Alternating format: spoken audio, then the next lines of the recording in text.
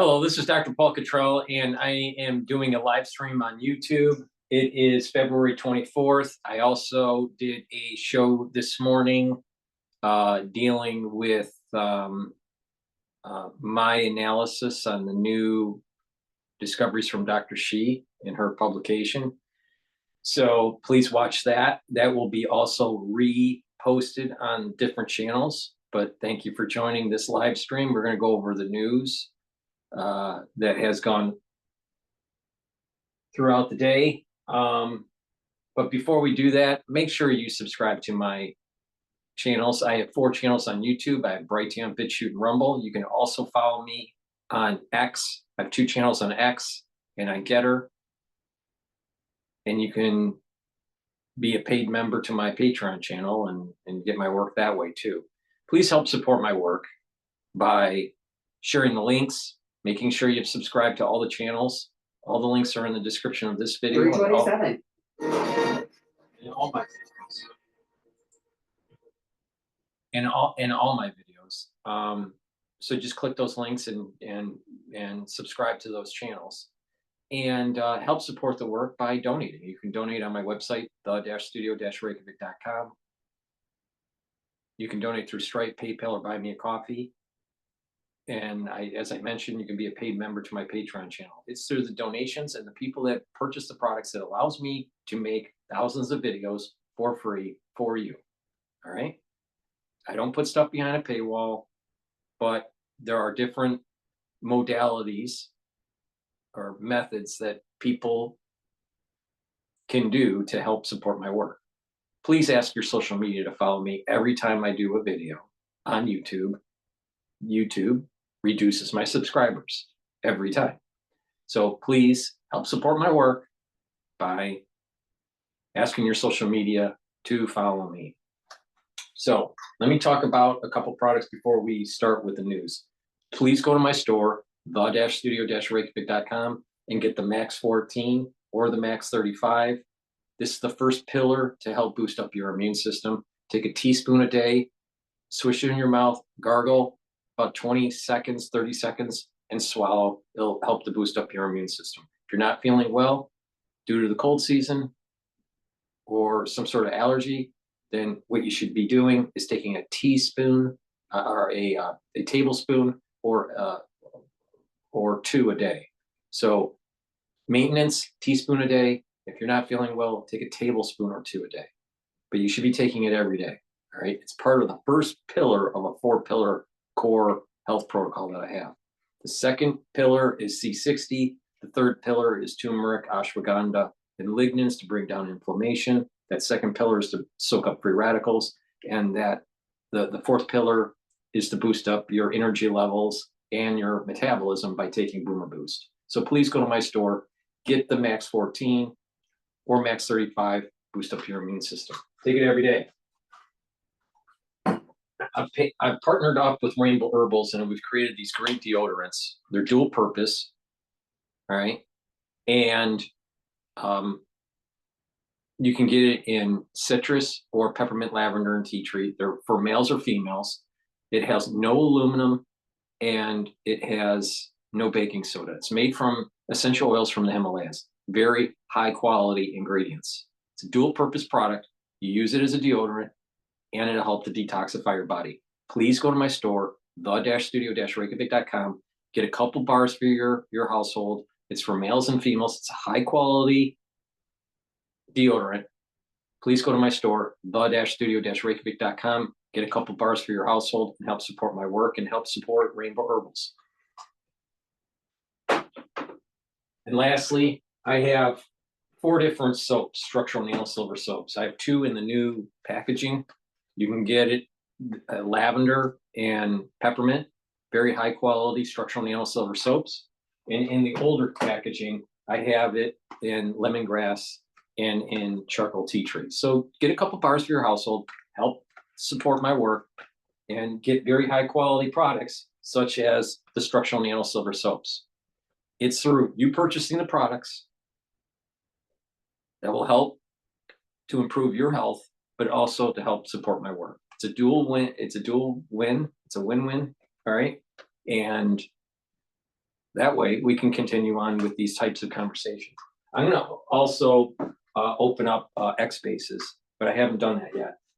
Let's first start with CNBC with the Asian trading. Really, we're kind of worried as we get further into the year when the trade policy gets more fleshed out.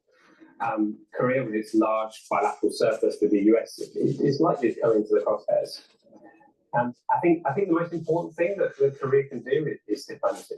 You know, try and build a relationship with Trump. But that's why the political situation is difficult at the moment, right? They haven't got a clear leader to sort of spearhead those efforts. Yeah. Not let the currency absorb it? Let the currency absorb it a bit to an extent, but obviously that feeds into inflation. But I think that is a secondary concern to the growth hit. Yeah. Okay. Really quickly, Alex, I think it's fascinating that you point out the looming threat of a Chinese competition when it comes to semiconductor names. And of course, we did see that survey suggesting that China is already beating out South Korea technologically. How much, South Korean companies be worried about this right now? Yeah, I mean, this is often my answer when people say, what about Trump tariffs? I say, if I'm a semiconductor executive, I'm less worried about Trump tariffs than I am about the competition from China. This is a bigger and more structural issue. And there's not a quick fix for it, to be honest. I mean, the government in South Korea have been, in past budgets, there have been some really big spending pledges to try and keep that competitive edge. But South Korea and lots of other countries as well are seeing that competitive edge eroded by the kind of pure power and formidableness of Chinese manufacturing and moving up that value chain very, very quickly. All right, Alex, fantastic talking. Appreciate the time. Thanks for dropping by. Come and see us again soon. Alex Holzer from the EIU joining us live. And Sherry Cannon, my great colleague as well. That is going to do it for this Tuesday edition of Squawk On. Behalf of Sherry and myself, thank you so much for watching. Keep it right here on CNBC. More market opens just ahead on Street Signs. Keep safe. We will see you tomorrow.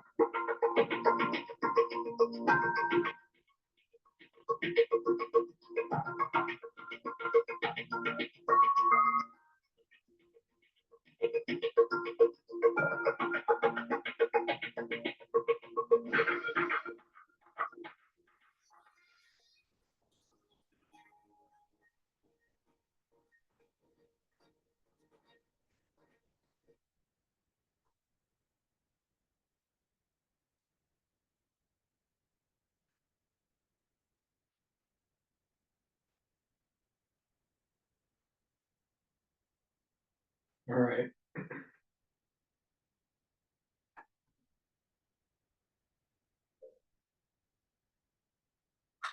All right, so what we're going to do is we're going to pivot over to what's going on with the Pope.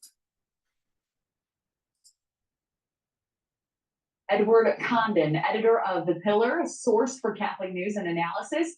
Edward, it is great to see you this morning. We appreciate you being here. We have these updates from the Vatican, as you heard Mill's report. Is there anything additional you're hearing about the Pope's condition or potential preparations for a transition in the near future, perhaps?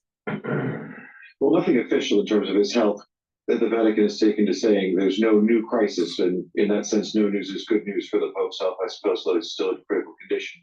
But yeah, I think at this point, people are looking at this situation, hearing some of the language the Vatican is using, and often parsing the sort of special vocabulary that Vatican officials use when the Pope is in ill health is a little illuminating. When they start speaking about the Pope passing tranquil nights and being serene, you know that the situation is very grave. And so a lot of cardinals have already started looking at making plans to travel for Rome in the event of a potential papal funeral or conclave. But at the same time, everyone's trying to just stay with the Holy Father spiritually, make sure that he's getting all the prayers he can as long as he's getting the best health care he can. In your opinion, if his health does not improve, can he still effectively lead the church? Yes, the short answer is yes. He can be the Pope from a hospital room without any real challenge to his ability to fulfill the office. He can make things more difficult for himself administratively, of course. But Pope John Paul II had a long fight with Parkinson's, and towards the end of his reign, he was greatly incapacitated medically. And he turned that situation into a witness for the dignity of human life, even at the end of life, and even through sickness. And I think Pope Francis is more than capable of performing the same role on the global stage. Of course, administratively being in a hospital makes things much more difficult for him, but the Pope's ministry can change over the course of his life, and which bits of it he has to emphasize at any given moment. Yeah, and we talked to Mills a little bit about this. We know Pope Francis has had a major impact on the church. What do you believe his greatest legacy will be? I think it's difficult to put your finger on one particular thing that will be the legacy of Pope Francis. He's someone who I think of as having turned the volume up and changed the mood music for Catholicism. That, you know, he brought the message of the church to a much higher decibel level for a lot of people in the world who otherwise wouldn't necessarily have heard or paid attention to what the Pope would be saying on any given issue, whether it's climate change or peace in Ukraine or other things. He had a gift for attracting attention and getting his message through. It hasn't been an unalloyed success having all 10 years of Pope Francis's reign. You know, we've seen some major problems that he was elected with an eye to fixing and reforming, which haven't gone according to plan, most notably the organization of the Vatican itself and the financial crises that it's been lurching from in the last couple of decades. So I think it'll be a mixed bag, but Pope Francis has been an historic pope, and hopefully he will continue to have a few more surprises left in his reign for us. It certainly has been historic. Edward Condon, thank you for weighing in this morning. Thank you for. Please go to my store, the-studio-reykjavik.com, get the collagen peptides. This has a very impressive amino acid profile. You can take a look at the label on my website if you want to take a look at it more carefully. But bottom line is that taking collagen is going to help your hair, your nails, your skin, your bones, and your joints. So please take the collagen every day. You get a big scooper. This is about a month's supply. Mix it with soft foods or filtered water. Some people mix it with milk, or they, create a smoothie, but take it once a day and do some resistance training to help to build up that muscle and to improve those joints. Really important. To improve your skin, cross-link it with taking vitamin C.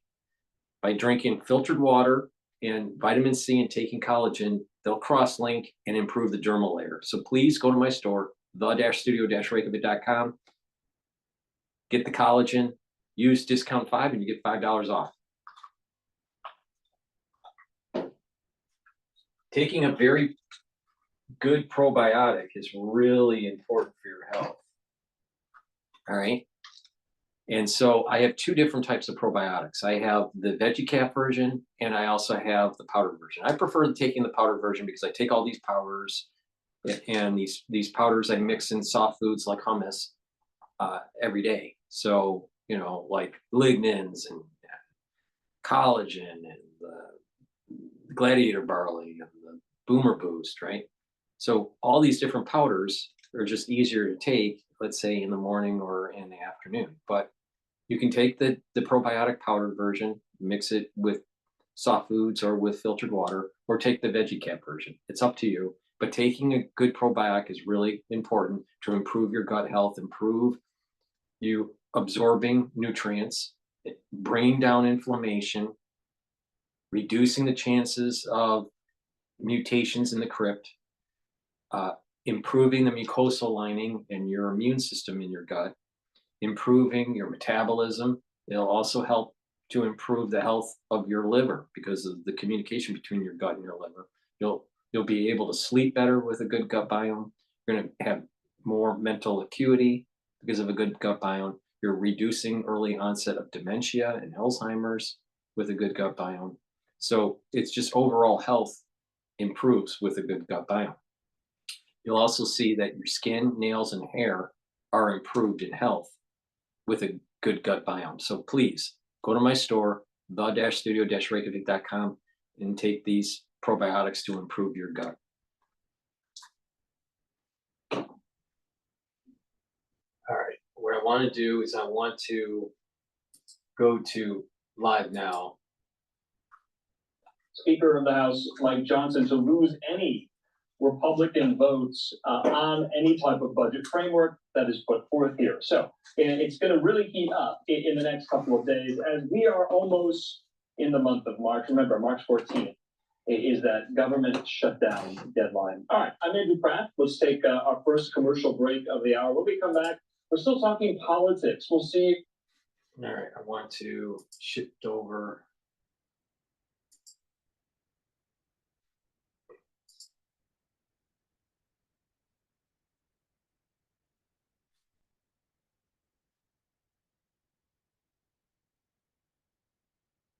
NVIDIA will burst AI bubble, experts make strong predictions. So this is Fox News. To the markets, is now all red, all across the board. We open higher across the board now and lower across the board. Dow's off 70, the Nasdaq down 225 points. Show me NVIDIA, please. This is down this morning, $132 per share. Jeff Seeker with me there. This is breaking news here. Bank of Korea cuts key rate by 25 basis points to 2.75, as expected. Now, obviously, I read your stuff, Jeff, and yet you're saying NVIDIA, they report on Wednesday, NVIDIA will burst the AI bubble. What do you mean by that? Well, you know, Stuart, and I don't know if you know, but I've been recommending NVIDIA since 2018 on your show. I actually say that repeatedly. You made a lot of money for it, that's true. But you know, people paid off their mortgages, bought Bentleys, bought Nantucket beach houses. I mean, people made a lot of money on NVIDIA, but what it's become is it's the curse of high expectations. And the reason why I believe NVIDIA is going to burst the AI bubble is the expectation out of there is that NVIDIA has a triple beat, meaning they beat earnings, they beat revenue, and Jensen Huang increases the expectations for next quarter. A triple beat is the earnings are going to be good, but they're not going to be that good. And of course, we have the issue of DeepSeek. We have the Chinese DeepSeek, which is lingering out there. It's a big mystery, like the Loch Ness Monster. People don't really know what it does or what it could accomplish. But one thing people know is that it is cheaper and may make it less likely that companies will spend the capital expenditures they've spent in the past. So NVIDIA's numbers on Wednesday, and when they get on the call, Jensen Huang, you think it's a bust? I think it's a bust. The stock comes down and takes AI stocks with it. I think it's a bust, and it's been showing, it's been flatlining, and it's been showing this vulnerability. And when you have company, you reported it this morning, like Microsoft, that are reducing their spending on data centers, you have to take that very seriously because there was so much hype over this stock. This was the belle of the ball, and right now there is going to be some trouble ahead. You selling your NVIDIA? I've sold a little of it. I'm going to hold on to some of it. I'm not, as you know, Stuart, I'm not a big seller. I like to hold things long term. You don't want to pay the capital gains tax. No, exactly. I know you. I'm waiting for Trump's tax cuts. So I'm waiting for him to get rid of the IRS. That would be even better. All right. So maybe there's going to be a sell-off, especially in NASDAQ. Please go to my store, the-studio-reykjavik.com. Get the vitamin B complex. This will help with cellular metabolism. B1 through 4 vitamins help with the electron transport chain, so it's going to boost up your ATP levels. And B12 helps with your neurons. So when you're older, it's really important to protect your neurons and boost up your metabolism, your cellular metabolism, boost up those energy levels. Extremely important. So please get the B complex on my store, the-studio-reykjavik.com, and protect your neurons. Now, getting good sleep is really important. Why? It's going to help you to consolidate memory. It's going to detoxify your body, and you're going to be well rested. And when you are well rested, you're reducing the chances of early onset of dementia. If you are chronically sleep deprived, what happens is your cortisol levels are up, your immune system goes down, and what also happens is you're collecting toxins in your central nervous system that will lead to early onset dementia. Good night formula you should be taking every day. Why? Well, it has tryptophan, melatonin, passion flower, and GABA to help you sleep. All right. You'll get into 3 cycles of REM sleep and deep sleep. And that way you'll be well rested in the morning. You're improving your immune system. You're detoxifying your central nervous system. And you're consolidating memory. So please go to my store, the-studio-reykjavik.com. Take the Good Night Formula every day and get a good night's sleep. It's really important as part of a holistic protocol to get sleep, to slow down the aging process and to boost up your immune system. Digestive enzyme complex, really important to help to break down carbohydrates, proteins, and lipids. As you get older, your pancreas doesn't work as well, so you need to supplement and help your pancreas, reduce the load on your pancreas. That's the important piece. When you get older, your pancreas doesn't work as well.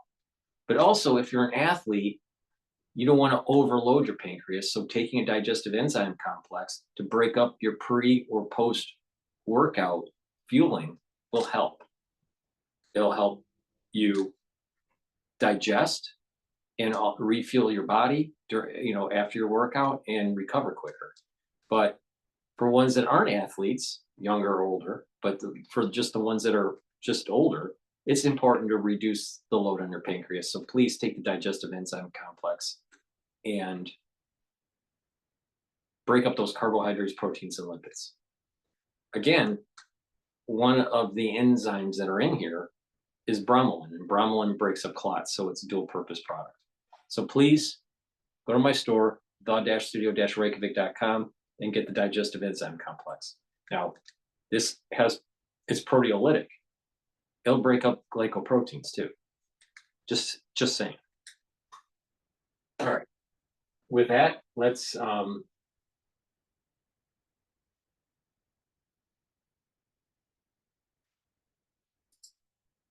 want to go to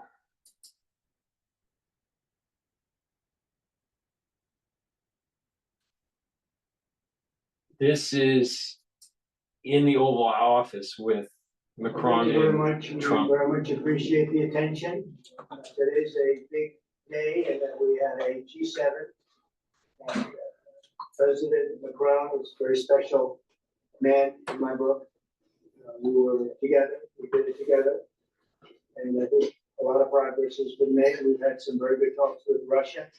We've had some very good talks with others, and we're trying to get the war ended with Russia and Ukraine. And I think we've come a long way in a short period of weeks. And the president's been very helpful also. And we're also talking about trade, various trade deals that we will be doing with France. And we'll be discussing a little bit further. Then we'll have a press conference. Everyone, you can ask some questions. We'll be having a press conference. And well, we're going to have lunch with the entire French staff. And we look forward to it. And again, the relationship's been very special with France and very special with this gentleman on my right. And we look forward to keeping that going for a long period of time. Thank you very much. Thank you. Thank you, Mr. President. Thank you. Thank you. I want to thank Mr. President for his hospitality. We had a good discussion this morning for the G7 here, and for the third year of this war in Ukraine. And I think our common objective here is to build peace and a solid and long-standing peace. And this is what we will discuss, obviously, because I have great respect for bravery and the resistance of Ukrainian people. And we do share the objective of peace, but we are very aware of the necessity to guarantee the solid peace in order to stabilize the situation. I'm here as a friend because Pro Center we've been friends, and we are personal friends, as you mentioned it, because we work very well together. And I think the US and France always stands on the same side, the right side, I would say, of the story. And this is exactly what's at stake today. And this is a very important moment for Europe as well. And I'm here as well after discussions with all my colleagues to say that Europe is willing to step up, to be a stronger partner, to do more in defense and security for its continent, and as well to be a reliable partner and to be engaged on trade, economy, investment in a lot of topics. So I'm very excited by the discussion we will have, and obviously we will follow up. And I want to thank you again, Mr. President, for your presence on Notre-Dame de Paris. It meant a lot for French people, and I want to thank you for that. It's the cathedral, and they've done a fantastic job. The president's done a great job in bringing it back. That was a terrible thing, like, what, 5 years ago? Yeah. Watching that burn was a very horrible, horrible sight, and you've done a fantastic job in bringing it back, so I congratulate you. Thank you for doing it. Thank you. Anybody, let me ask you a question. All right, before we go to the press questions, please go to my store, the-studio-reykjavik.com, and get the toothpaste. This toothpaste is a structural nano silver toothpaste. It's fluoride free. It's a very high quality toothpaste. It's the best toothpaste that you could buy, actually. And it'll whiten your teeth, freshen your breath, help with your gum line, reduce inflammation at the gum line, neutralize pathogens, improve your oral hygiene. And by having a good oral hygiene, you're reducing the chances of vascular disease and you're reducing the chances of valvular disease. So please go to my store, the-studio-reykjavik.com, get the best toothpaste that you can buy, get a few tubes for your household. It's a very high quality toothpaste. Use discount 5 and get $5 off. Get the magnesium and zinc to boost up your immune system. You should take it every day. If you're not feeling well because of the cold season, take 1 dose in the morning and take another one in the evening. Make sure you drink it with filtered water. Use discount 5 and get $5 off on any order. And vitamin C, really important to take, boost up your immune system and your skin health. Drink it with filtered water. If you're not feeling well because of the cold season, take a double dose. Again, this cross-links with collagen, and you're drinking it with filtered water, about 32 to 64 ounces a day of filtered water. Taking the vitamin C and the collagen together will improve your dermal layer. Please go to my store, the-studio-reykjavik.com, and get the great vitamin C and magnesium that I have.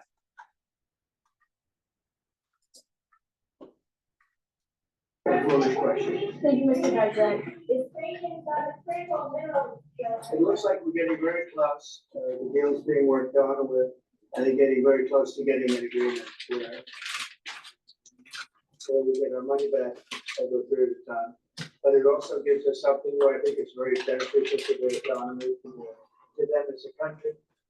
But, you know, we're in for $350 billion.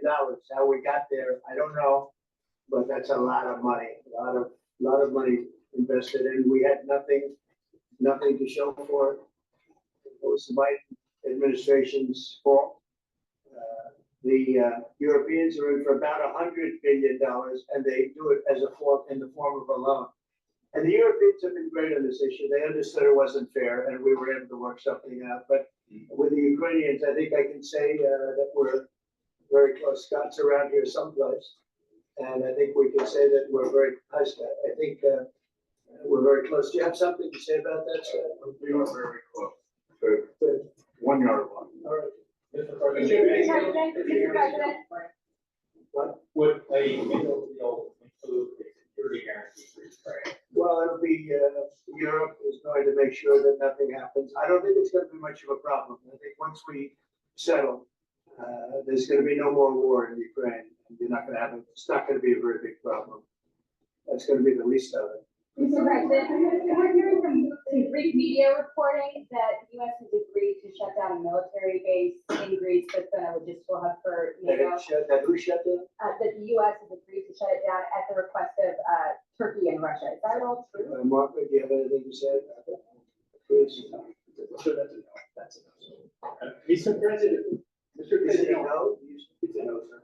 It's not a correct story. Thank you. Mr. President, how do you react to people in Europe who say that you are abandoning Ukraine and that you are going to sacrifice the security of Ukraine by making a deal with Putin? And we're helping Ukraine like nobody's ever helped Ukraine before. And I can say this, if I didn't become president, Ukraine would right now still be at a level where there would be no even thinking about a peace. And it was, it's a sad thing that this happened. This would have never happened, this war, if I were president. Zero chance. And it has happened. So my function is to get you out of the war, get them out of the war, let them live. It's a bloody war. It's a horrible war. Thousands of people are being killed a week. And I would say Russia, maybe 700,000 people. I think Ukraine probably a similar number. And that's not talking about the towns and the cities that have been blown up. That's talking about soldiers. This has been a horrible, bloody mess. And we're going to get it solved. We got to get it solved. And you know, we're not talking about American soldiers, soldiers from this country. We're talking about Russia and Ukraine. But on a humanitarian basis, we have to get this very, very bloody, savage problem solved. And I will say this also, it could lead to World War III if it's not solved. You know, there'll be a point at which it's not going to stop at those two countries. Already there's such involvement from other countries. And it could really lead to a very big war, World War III. And we're not going to let that happen either. Would you support the idea to send European troops to Ukraine to back the European troops may go into Ukraine as peacemakers. So when the agreement is done, they can watch that everything's followed properly. I don't think that's going to be a problem. And a lot of the European countries, I think, I don't want to speak for France, but I know that the president's talked about doing that also. I think that'll be a very good day when we go in as peacekeepers as opposed to what's going on right now with everybody being killed. So.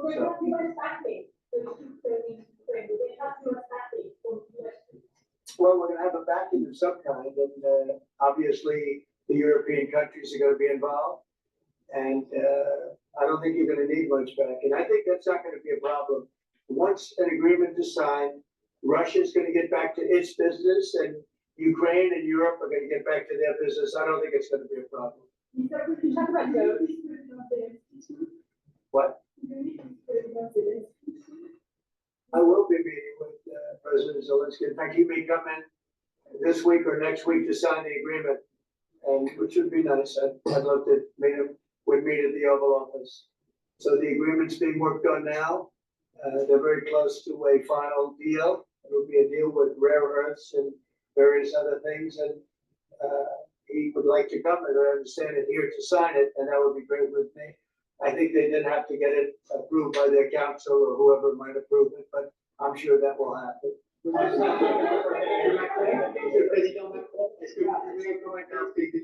President Cottrell, so yes. I don't know when we speak. We're trying to get this thing worked out, but yeah, at some point I'll be meeting with President Putin. Monsieur Macron, s'il vous plaît, est-ce que vous pouvez dire quelques mots en français? I can say a few words in French. Non, le président l'a dit, je pense que c'est un moment important. C'est un moment important de la discussion. On veut bâtir la paix en Ukraine, et le bilan qui a été rappelé, en réalité, il y a 1 million de morts et de blessés depuis le début de ce conflit et de cette guerre d'agression. Notre volonté, c'est que cette paix dure, parce que nous avons déjà eu un cessez-le-feu. Et le pays n'a pas été respecté, c'était les accords de Minsk, 1 puis 2.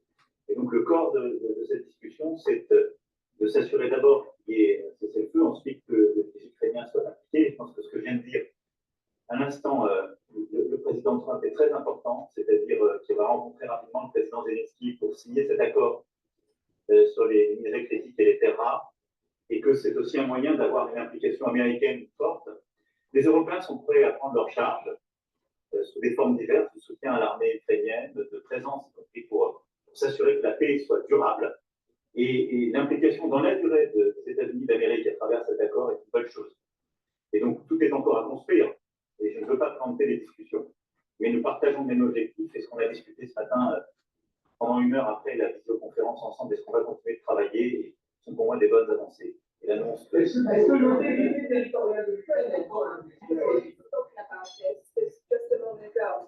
is exactly what we want to do. We want to build peace with Ukraine. As President Trump mentioned, there are already 1 million dead and wounded in Ukraine since the war began. We had a ceasefire in the past that was not respected. This was under the Minsk Agreements 1 and 2. President Trump, as he said, will be meeting with President Zelensky to sign a deal on rare earths.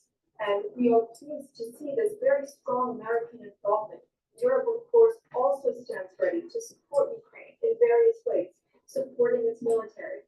And we don't want to preempt any sort of discussions that are currently underway, but we do see a shared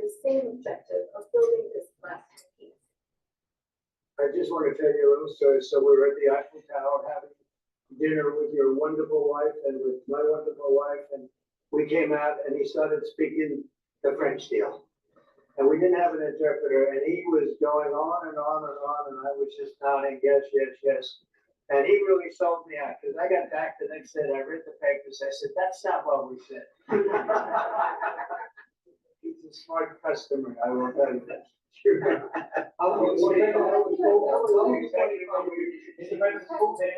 know what? I'll tell you, there's something definitely different with Trump since the assassination attempt. He's more cordial and jovial and joking around, which is good. I think it softened him a little bit. Please go to my store, the-studio-reykjavik.com. Guess what? Cases during the cold season are up. All right. And, it's a little problematic this year relative to last year. There seems to be, some, individuals where they clear it and then it comes back about a week later. But this year, people are getting sick, right?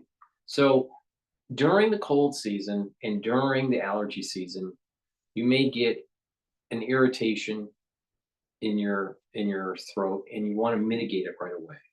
The best way to do it is to take lozenges and drops to neutralize that irritant and to maintain a mucosal barrier and improve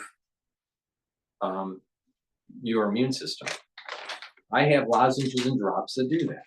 All right. So go to my store, get the lozenges, Manuka honey lozenges, and the elderberry zinc lozenges. It's in a 21 count, it has structural nanosilver. And guess what? Get a couple bags for your household and for your work. And right when you have that irritant, either during the allergy season or the cold season, take it right away and neutralize that irritant. I also have it in drops. All right. You can get it in blueberry in the new packaging, drops in 100 count in each bag, and cherry, and the other one is honey and lemon. So get a couple bags of lozenges and drops for your household and for work. Right when you have that irritant during the cold season or during the allergy season, take them right away and mitigate the problem. But you want to take it right away. That's the whole key. So please go to my store, use discount 5 and get $5 off by, just getting a few bags of these lozenges and drops. It's better to be prepared than unprepared. All right. It's up to you, but cases during this cold season are up. All right, now let's continue on with the Oval Office press questioning. I don't use those words lightly. I think that we're going to see how it all works out. Let's see what happens. I think we have a chance of a really good settlement between various countries. You're talking about Europe, and you're talking about Ukraine, it's part of that whole situation. The other side has a lot of support also. So let's see how it all works out. It might work out. Look, you can never make up lives. One thing you can make up the money, but you can't make up the lives. A lot of lives lost. I think probably a lot more lives than people are talking about. It's been a rough war, but I think we're close to getting it solved. Do you think that Doge could benefit from more streamlined communications? There's that email telling employees to do 5 things that they've done last week. Agency had then told people to ignore it. But about the last email that was sent, where he wanted to know what you did this week. You know why he wanted that, by the way? I thought it was great, because we have people that don't show up to work and nobody even knows that they work for the government. So by asking the question, tell us what you did this week, what he's doing is saying, are you actually working? And then if you don't answer, like you're sort of semi-fired or you're fired, because a lot of people are not answering because they don't even exist. They're trying to, but that's how badly various parts of our government were run by, and especially by this last group. So what they're doing is they're trying to find out who's working for the government. Are we paying other people that aren't working? And where's all that? Where's the money going? We have found hundreds of billions of dollars of fraud so far, and we just started. We're actually going to Fort Knox to see if the gold is there. Because maybe somebody stole the gold, tons of gold. So I think it was actually, there was a lot of genius in sending it. We're trying to find out if people are working. And so we're sending a letter to people, please tell us what you did last week. If people don't respond, it's very possible that there is no such person or they're not working. Some of the agency heads instructed their employees not to respond because they're waiting on further guidance. But Elon Musk's tweet said a failure to respond would be taken as a resignation. So there's been a disconnect in communication. Yeah. Are you concerned at all about that? No. That was done in a friendly manner. Only things such as perhaps Marco at State Department where they have very confidential things, or the FBI where they're working on confidential things. And they don't mean that in any way combatively with Elon. They're just saying there are some people that you don't want to really have them tell you what they're working on last week. But other than that, I think everyone thought it was a pretty ingenious idea. We have to find out where these people are. Who are they? And we said, if you don't respond, we assume you're not around. And that holds, that stands. And you're not getting paid anymore, too. So, we're doing a real job. And we just had a poll come out, I guess the Harvard poll, saying that it's massively popular what we're doing. Mr. President, do you still believe in NATO, in the alliance between Europe and America in NATO? NATO is very much involved in this. When I first got elected at the very beginning, first term, I got hundreds of billions of dollars put into NATO. NATO had no money because they hadn't paid for years. And I said, look, if you don't pay, we're not going to be a part of NATO. We're not going to protect. We're not going to do what we're supposed to do. And we took in hundreds of billions of dollars into NATO. Now, NATO is a good thing if it's done properly and if it's used properly. Mr. President, these days you speak a lot about the tariffs in Canada, in Mexico, and Europe. I want to know what is your idea about if you want to make the same thing. Can you talk up a little bit? Can you talk a little louder? You have a beautiful voice, but you're not. Where are you from? From Italy. Oh, I love it. Go ahead. I want to know if you have the same idea with the Well, look, I love Italy. Italy is a very important nation. We have a wonderful woman as your leader, and she was on the conversation today, one that we had, the G7. And no, I think Italy is doing very well. I think Italy's got very strong leadership with Georgia.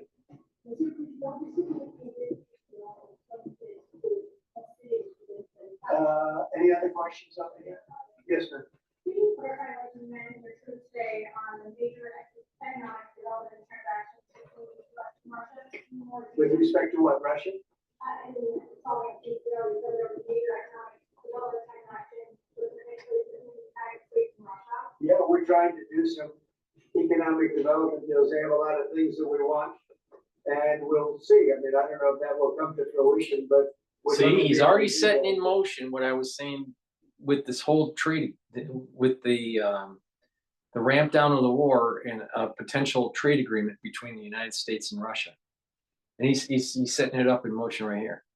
The way to stop the crazy train with this deep state Cold War mentality is to have Russia integrate closer to the Western powers and especially the United States economically. That is the way forward.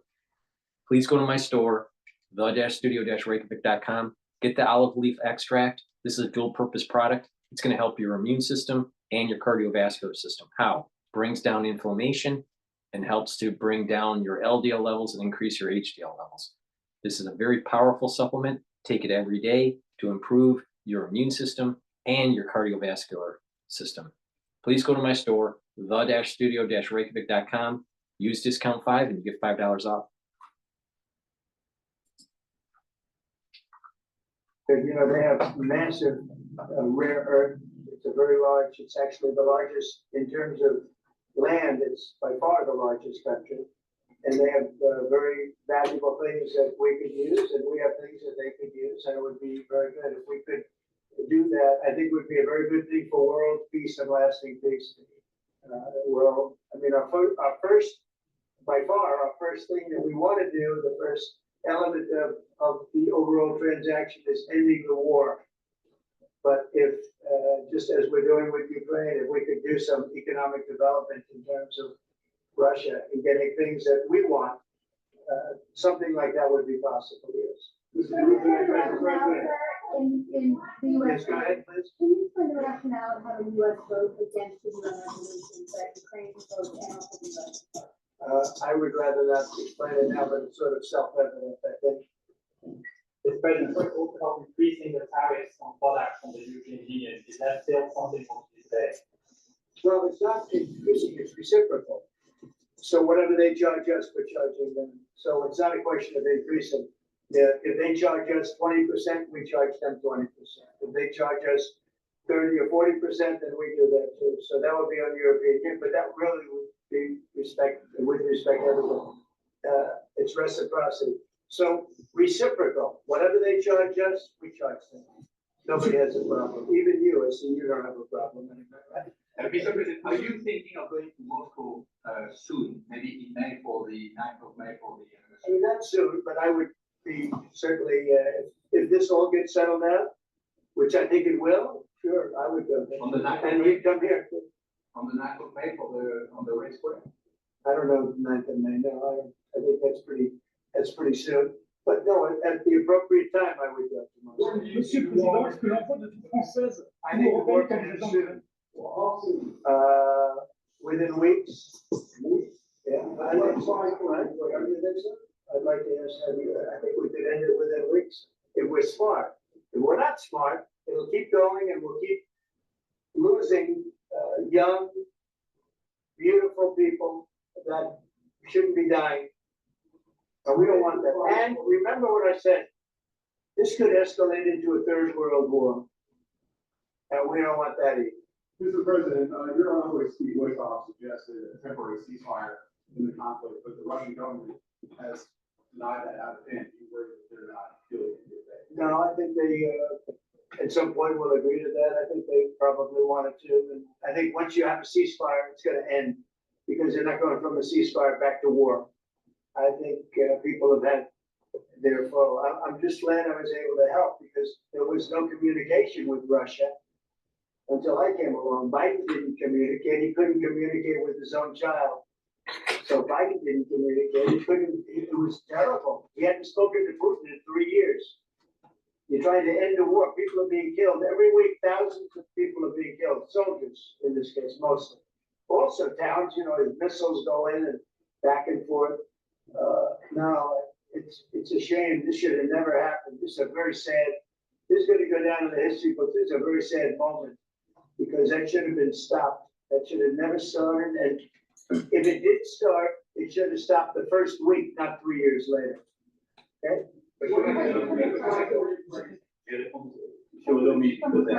Juste, je pense que la question de votre collègue qui a été posée en français qui rejoint les questions posées par les collègues américains. D'abord, cette discussion est utile et construire la paix est une nécessité. La deuxième chose, c'est qu'il y a aujourd'hui une capacité de dissuasion qui est restaurée et que c'est ce que veut dire le président Trump quand il n'y aura plus de problème. Je pense que la force de réengagement américain aujourd'hui, c'est en quelque sorte l'incertitude aussi pour le président Poutine. Et donc il y a une capacité de dissuasion qui est là, qui permet de sceller d'abord sans doute une trêve, la capacité à vérifier que cette trêve est respectée, et ensuite un accord de paix qui permettra de reconstruire l'Ukraine et de lui apporter aussi des garanties de sécurité. Dans le cadre de ces garanties de sécurité, nous pensons que nous avons notre rôle à jouer. Et donc, on verra à ce moment-là des discussions, je ne peux pas la présenter, ce qui est nécessaire pour que l'Ukraine puisse rester un pays souverain. Et d'ailleurs, dans les discussions entre l'Ukraine et les États-Unis d'Amérique, il y a cette question d'une souveraineté ukrainienne qui est respectée. Et donc, nous, ce que nous avons préparé en particulier avec nos partenaires britanniques, dans le cadre d'un travail très étroit qu'on a mené ces dernières semaines, et partagé avec tous les pays européens et alliés qui sont prêts à s'y joindre, c'est l'idée de dire on est prêt à apporter ces garanties de sécurité. Les conditions, elles doivent être définies. Elles doivent être définies par l'accord. Ça peut aller jusqu'à l'envoi, comme l'a dit le président, de troupes qui auront observé que la paix est bien respectée, qui auront se positionner, pas sur la ligne de front, pas pour justement, en quelque sorte, être dans le conflit, mais marquer une présence comme une garantie. Il y a d'autres moyens de soutenir qui peuvent être des soutiens capacitaires à l'armée, des structures nouvelles. Et je pense aussi que l'accord qui est discuté, le président l'a dit, la crédibilité américaine qui est mise dans ce moment, c'est aussi montrer que chacun est dans son rôle et que nous avons une unité européenne et américaine, et donc avec une forme de garantie que les Américains prennent par la discussion sur les minerais critiques qui sont en train de finaliser. That is the most beautiful language. I have no idea what he's saying, but that is the most elegant, beautiful language. Go ahead, please.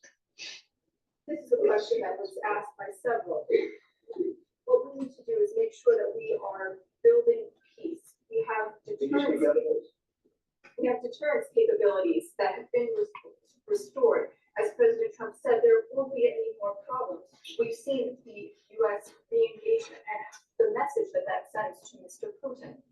We have deterrence, which will allow a truce to take place, verification of that truce, and then a peace agreement can be put in place so that we can start rebuilding Ukraine with security guarantees. And we have a role to play in that.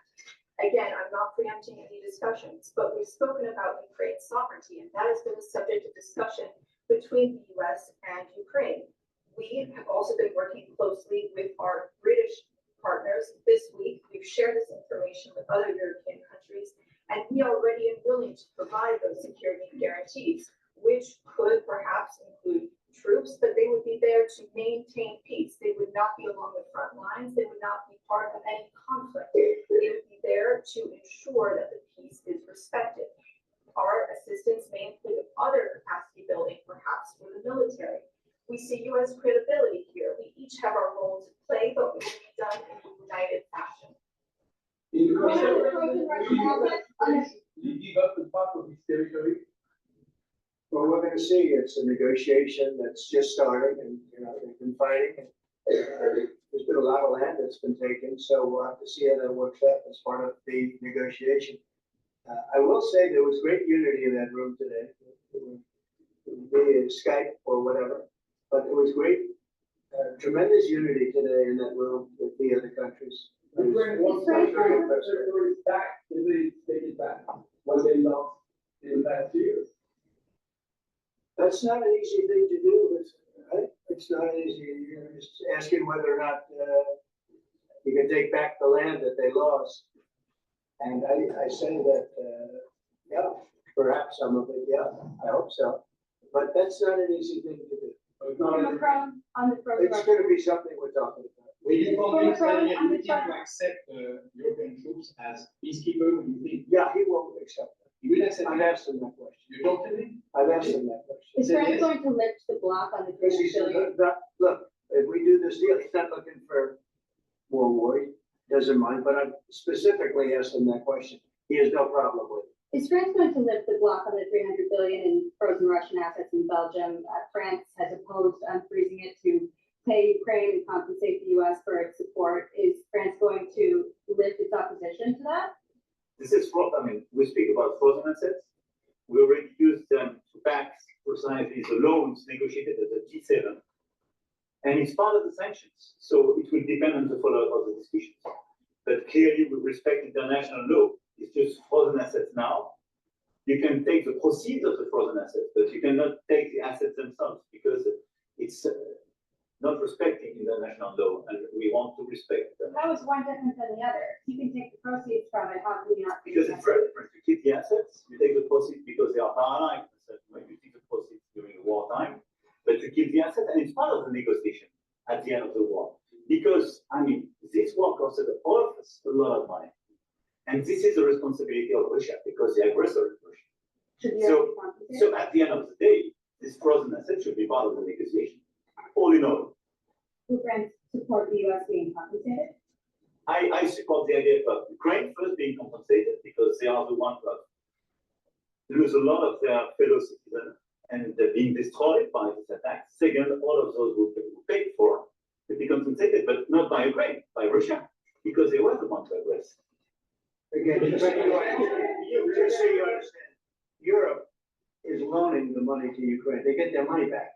No, in fact, to be frank, we paid 60% of the total defaults, and it was through, like the US, loans, guaranteed grants, and we provided real money, to be clear.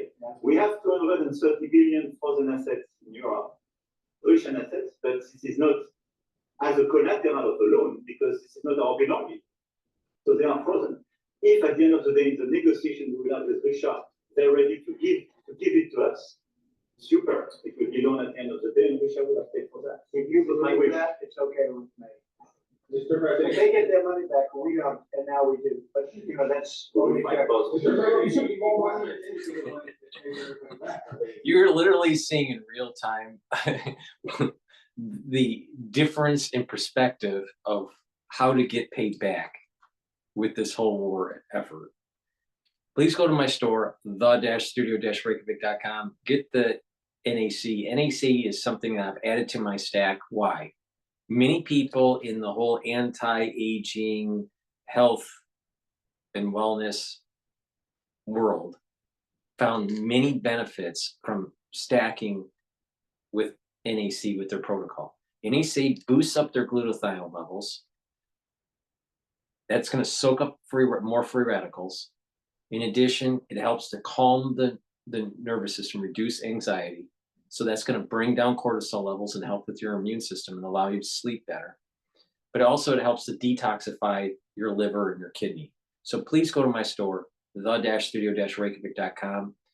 Follow my advice. This is something that I do. Boost up those glutathione levels, detoxify your kidney and your liver, and calm your central nervous system with NAC. Use discount 5 on any order, you get $5 off. Another great supplement you should be taking every day to help with your cardiovascular health is omega-3. Omega-3 will bring down LDL levels, increase your HDL levels so your total cholesterol is improved, lower systemic inflammation, and prevent red blood cells from oversticking, so you won't be forming too many clots, overclotting. So you don't want overclotting. So omega-3 helps with that. Please go to my store, the-studio-reykjavik.com, and get the omega-3.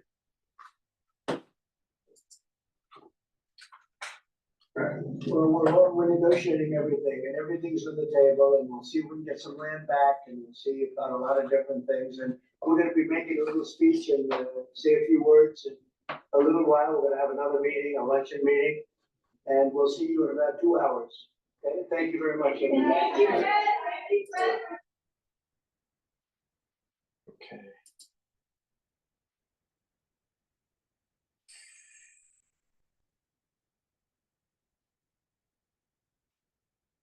All right, I'm going to go to CNBC here just to get the business news. Topics down 0.3%, but the real key out here is the Japanese yen, which is weaker by about 0.25% as we speak. Japanese heavyweights are all losing ground because it's a bit of a catch-up on account of the fact that Japan was out of action yesterday. So this is catching up to Friday's fall in the US markets.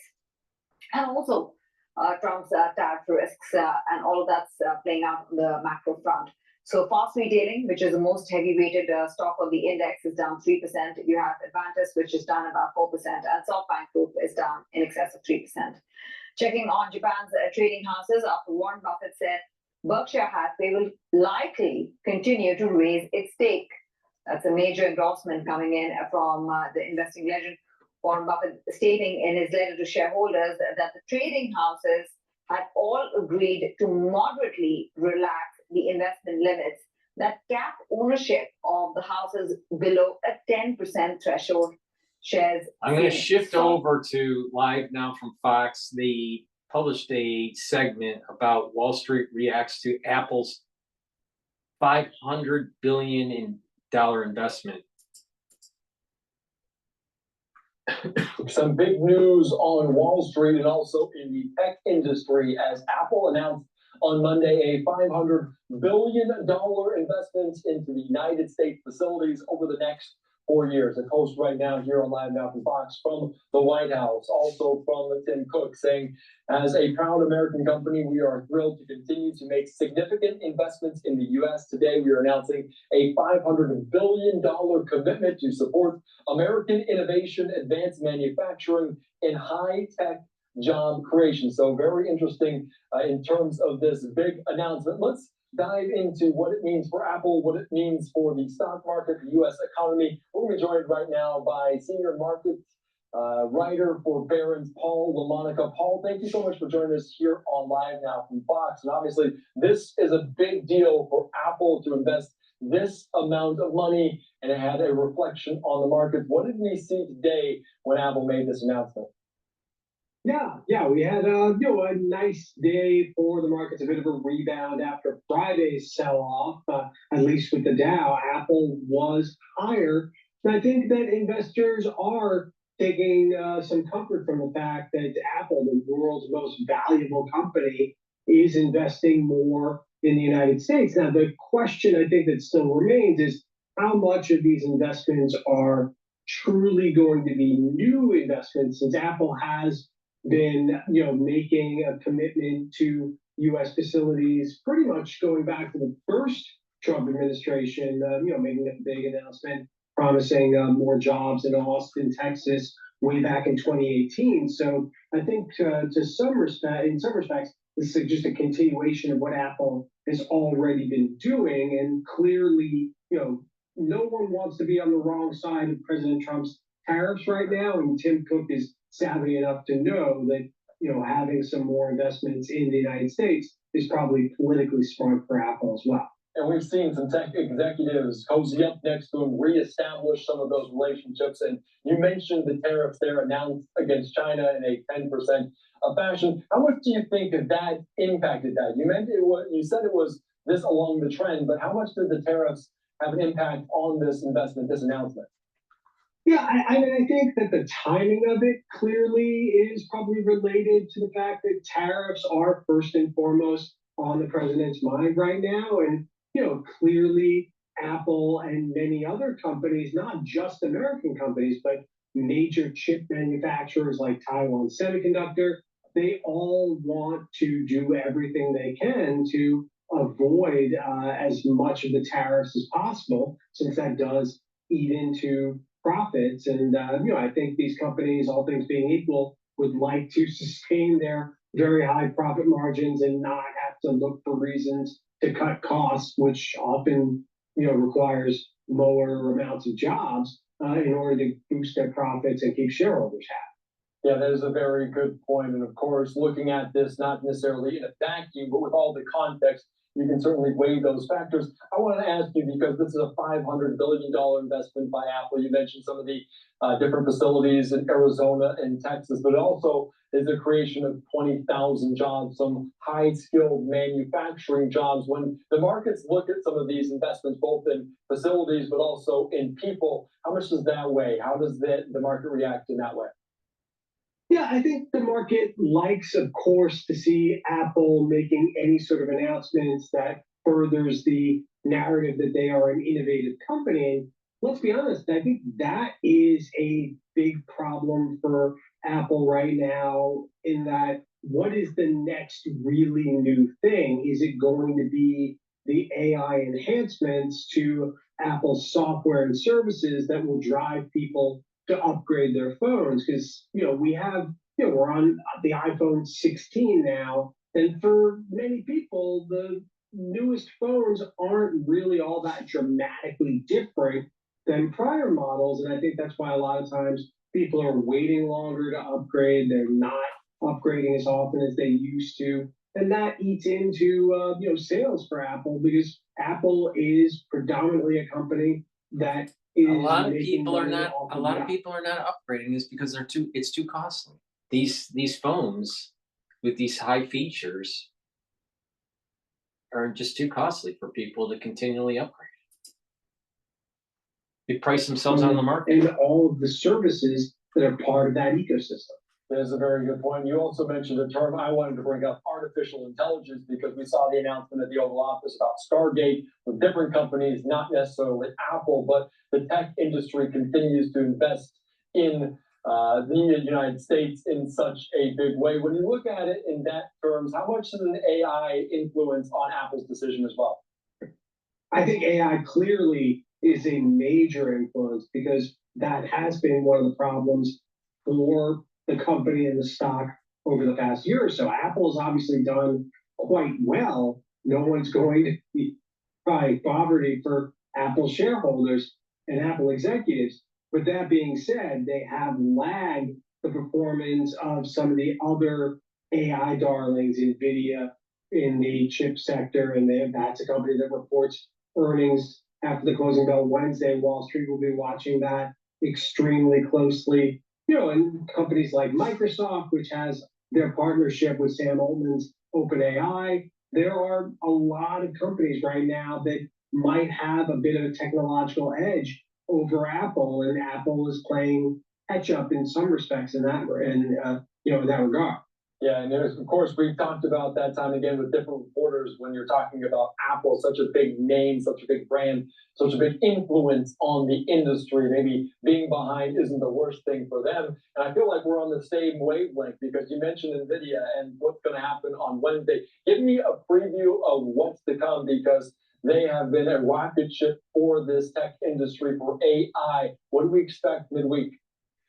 Yeah, NVIDIA earnings are going to be coming out after the closing bell, and clearly investors are expecting another quarter of phenomenal, very strong sales growth and profit growth. The question always in the case of NVIDIA is, will it be enough to beat Wall Street expectations and justify getting the stock back on track? Because they have fallen back a little bit. There are definite concerns now about competition from China. There was that big sell-off a few weeks ago when out of nowhere, this thing called DeepSeek was revealed to the world. And I think that started to have people questioning, do we really need these high-priced chips from NVIDIA and other companies when companies might be able to spend on cheaper AI services that may not have all the bells and whistles that come with NVIDIA's flagship chips, but are good enough for what the average consumer might need. That is a very good point. The bar is just set so high for NVIDIA. We'll see how that fluctuates, how the markets respond in that way. Paul Monaco with Barron's, I appreciate your time, your insight. Thanks again for joining us here on Live Now from Box. Please go to my store, the-studio-reykjavik.com, and get the structural nano silver gel, either in the tube form or in the quick dispenser. It's a dual purpose product. It helps to heal your skin if you have a cut or an abrasion. You can use it as a skincare product. You put it on your skin, let's say before you go to bed, exfoliate in the morning, and you'll notice your skin is better. So it's a great way to treat your skin topically. If people are around you are sick or you're not feeling well, guess what? Put it on your hands, around your eyes, around your nose, around your ears, around your mouth, lightly coat your nostrils. It stays active for 5.5 hours. Way better than Perel. And after you shave, put it on your skin and you'll reduce that razor burn and it'll help to heal the skin. It's a great way for guys after they shave to treat their skin as an aftershave. But females, if you're shaving your legs, guess what? Use the structural nano silver gel and it helps to heal your skin, prevent razor burn. Please go to my store, the-studio-reykjavik.com. Use this dual purpose product. Get it either in the tube form or in the quick dispenser form. Both are very high quality. Be prepared. You never know when you need it. Please go to my store, the-studio-reykjavik.com. Use discount 5 and get $5 off any order. Now, let's talk about how to improve your cardiovascular health and your bone health. Take D3 and K2 together, drink milk or take calcium, do some resistance training, and you're going to start strengthening your bones and increasing your bone density over time. Also, taking D3 and K2 will help with your cardiovascular health because it's going to reduce the plaque buildup around your artery, around your arteries. So, a lot of times when you have plaque buildup, you'll actually have calcium buildup around it. This is a great way to reduce the calcium depositing around your plaque, but also to slowly pull it out.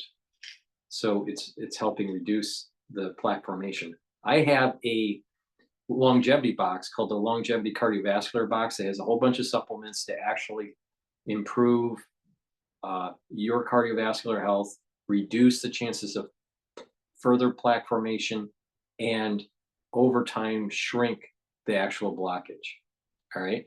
How it works is that it has the K2 and the D3, but also supplements that soak up free radicals, bring down your LDL levels, reduce inflammation. And by doing that in a holistic way, you can actually improve your cardiovascular health.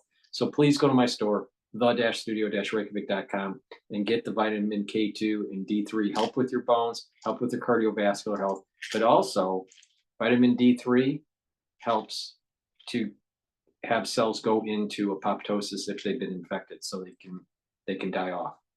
It's a great supplement. You should be taking it every day. It's a great stack for bone health and cardiovascular health.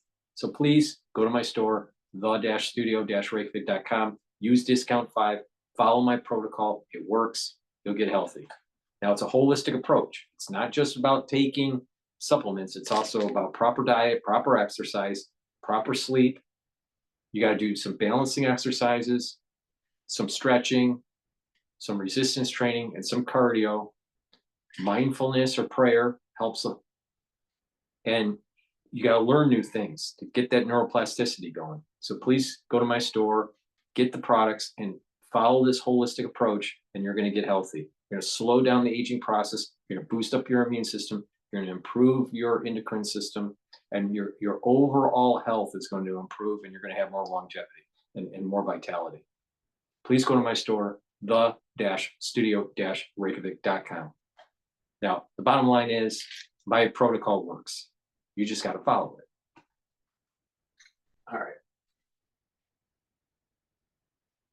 Let's go to live now here. Now remember, these jets were scrambled by the Italian Air Force to shepherd and ferry the American Airlines jet down onto the tarmac in Rome. Now, after landing, passengers were loaded onto buses and taken to the terminal where each passenger and their personal items underwent additional security screenings that were time-consuming and felt slightly heightened, especially for arrivals. So if you were following this story on social media just yesterday, you probably saw a lot of this video. Passengers in the plane shooting the video outside themselves of those Italian Air Force jets that were scrambled because there were reports that a bomb threat was made, but the airline saying non-credible at that. So wanted to make sure we got that. Speaking of Rome there, live picture at the Vatican as we continue to follow all of Pope Francis's updates on his health. We also have a live picture too there at Hartsfield-Jackson International Airport. You can see the flights coming in. Of course, the Delta Hub nonetheless. It's a little after 9 o'clock there on this Monday night. All right. In the meantime, though, like I said, we're in a new hour. It's a little past the 7 o'clock hour here, Mountain Time. I'm Andrew Pratt. Thanks so much for being with us. What we're going to do for the next 30 minutes or so, because it is the 3-year anniversary, the 3-year mark since Russia launched its full-scale invasion of Ukraine, we're going to dive into all the news surrounding the war in this present moment there at the United Nations. A lot of news on the war itself, also in the Kremlin, also in Washington, and in the capitals of Europe as well. So let's get it started. Fox News correspondent Rebecca Castor with more. As the fighting in Ukraine enters its 4th year, European leaders are racing to Washington to have a say in how it ends. With the U.S. leading peace talks, President Trump welcomed French President Emmanuel Macron to the White House Monday. I think we could end it within weeks if we're smart. If we're not smart, it'll keep going. Macron is looking to use his friendship with the president to ensure Ukraine is protected during peace negotiations. Trump shocked many world leaders last week when he called Ukrainian President Zelensky a dictator, but he wouldn't call Russian President Vladimir Putin the same today. I don't use those words lightly. I think that we're going to see how it all works out. Let's see what happens. The White House is also working on a deal to access Ukraine's rare earth minerals as compensation for the U.S. sending billions in aid. Talk of repayment led to an awkward moment between Trump and Macron. Europe is loaning the money to Ukraine. They get their money back. No, in fact, to be frank, we paid 60% of the total effort, and it was through, like the US, loans, guarantee, grants, and we provided real money. To be clear, If you believe that, it's okay with me. But Macron also says Europe is ready to step up, as France and Britain discuss sending peacekeepers to Ukraine after the war. Europe is willing to step up, to be a stronger partner, to do more in defense and security for this continent. And today, the United Nations General Assembly voted down a U.S. resolution to end the war in Ukraine that did not mention Russia's aggression in the conflict. In Washington, Rebecca Castor, Fox News. Rebecca, thanks so much. In the meantime, let's bring into the conversation now our friend, national security analyst and expert, and retired Marine intelligence officer, Hal Kemper, and he joins me.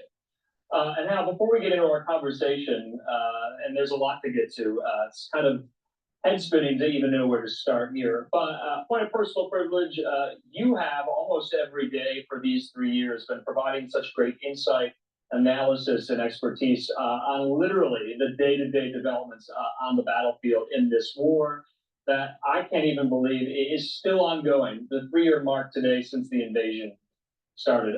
So Hal, let's start at the United Nations today. The United States failed to get the Assembly to approve its resolution here.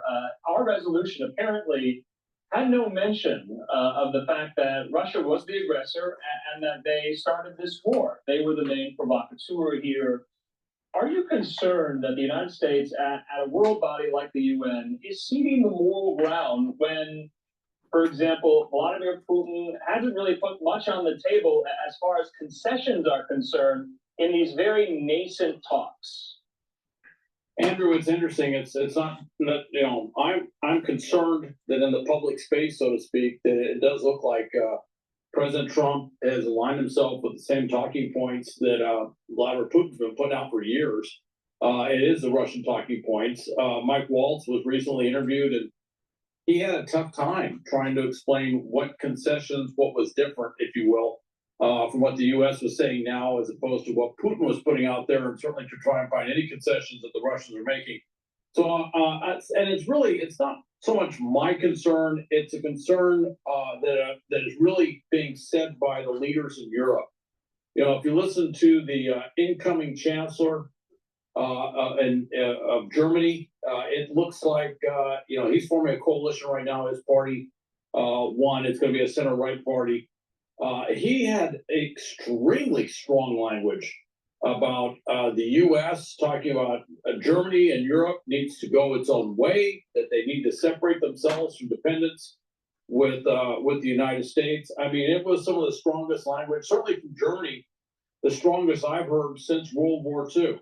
And frankly, whereas he's a staunch believer in democracy and capitalism and world trade, it was just it was echoing throughout Europe. You were hearing other leaders say the same thing. You even saw that piece with President Macron, that he's feeling compelled to jump in and correct President Trump on some of these key points, about how much money Europe gave, because President Trump was saying, well, the U.S. gave $350 billion and, so much more, and dramatically understating the amount of money that Europe had put towards Ukraine. And feeling that he has to step in, even though they're friends, they have a long relationship, they have a good rapport. He was having to say this, and then you look at the European side. I saw European leaders coalescing around President Zelensky, and basically going with a, if you will, almost a European first sort of methodology there, separating themselves from the U.S. And I heard language over and over again by leaders in Europe today talking about we're not going to listen to what Trump and Putin are saying or doing. And the fact that they're lumping Trump and Putin together like that, I just found very disturbing, certainly from a rhetorical standpoint, but it does seem to have more than it's more than just rhetoric. I'm seeing substance following that rhetoric. Okay, then Hal, back to the UN briefly though. Why didn't our resolution include a part that said that Russia was the aggressor in all of this? Was that some type of play to Vladimir Putin to get him to the table? Because from what I've been reading, from what I understand, Putin has not put anything forward yet, has he? I mean, President Trump said this today. Putin would accept European peacekeepers in Ukraine as part of a potential peace deal. Really? He would? Putin hasn't said that. In fact, Putin came back and said no. Putin's been disagreeing with some of these things that President Trump has said as far as what the conversation says. You know, it's interesting. There was a couple of resolutions. One was very clear that yes, Russia invaded Ukraine. That's the one that the General Assembly passed. I think there were eight no's, and the U.S. was one of the 8. Very disturbing that we're joining China and Russia and Belarus and some other countries in voting the same way on something as important as Ukraine.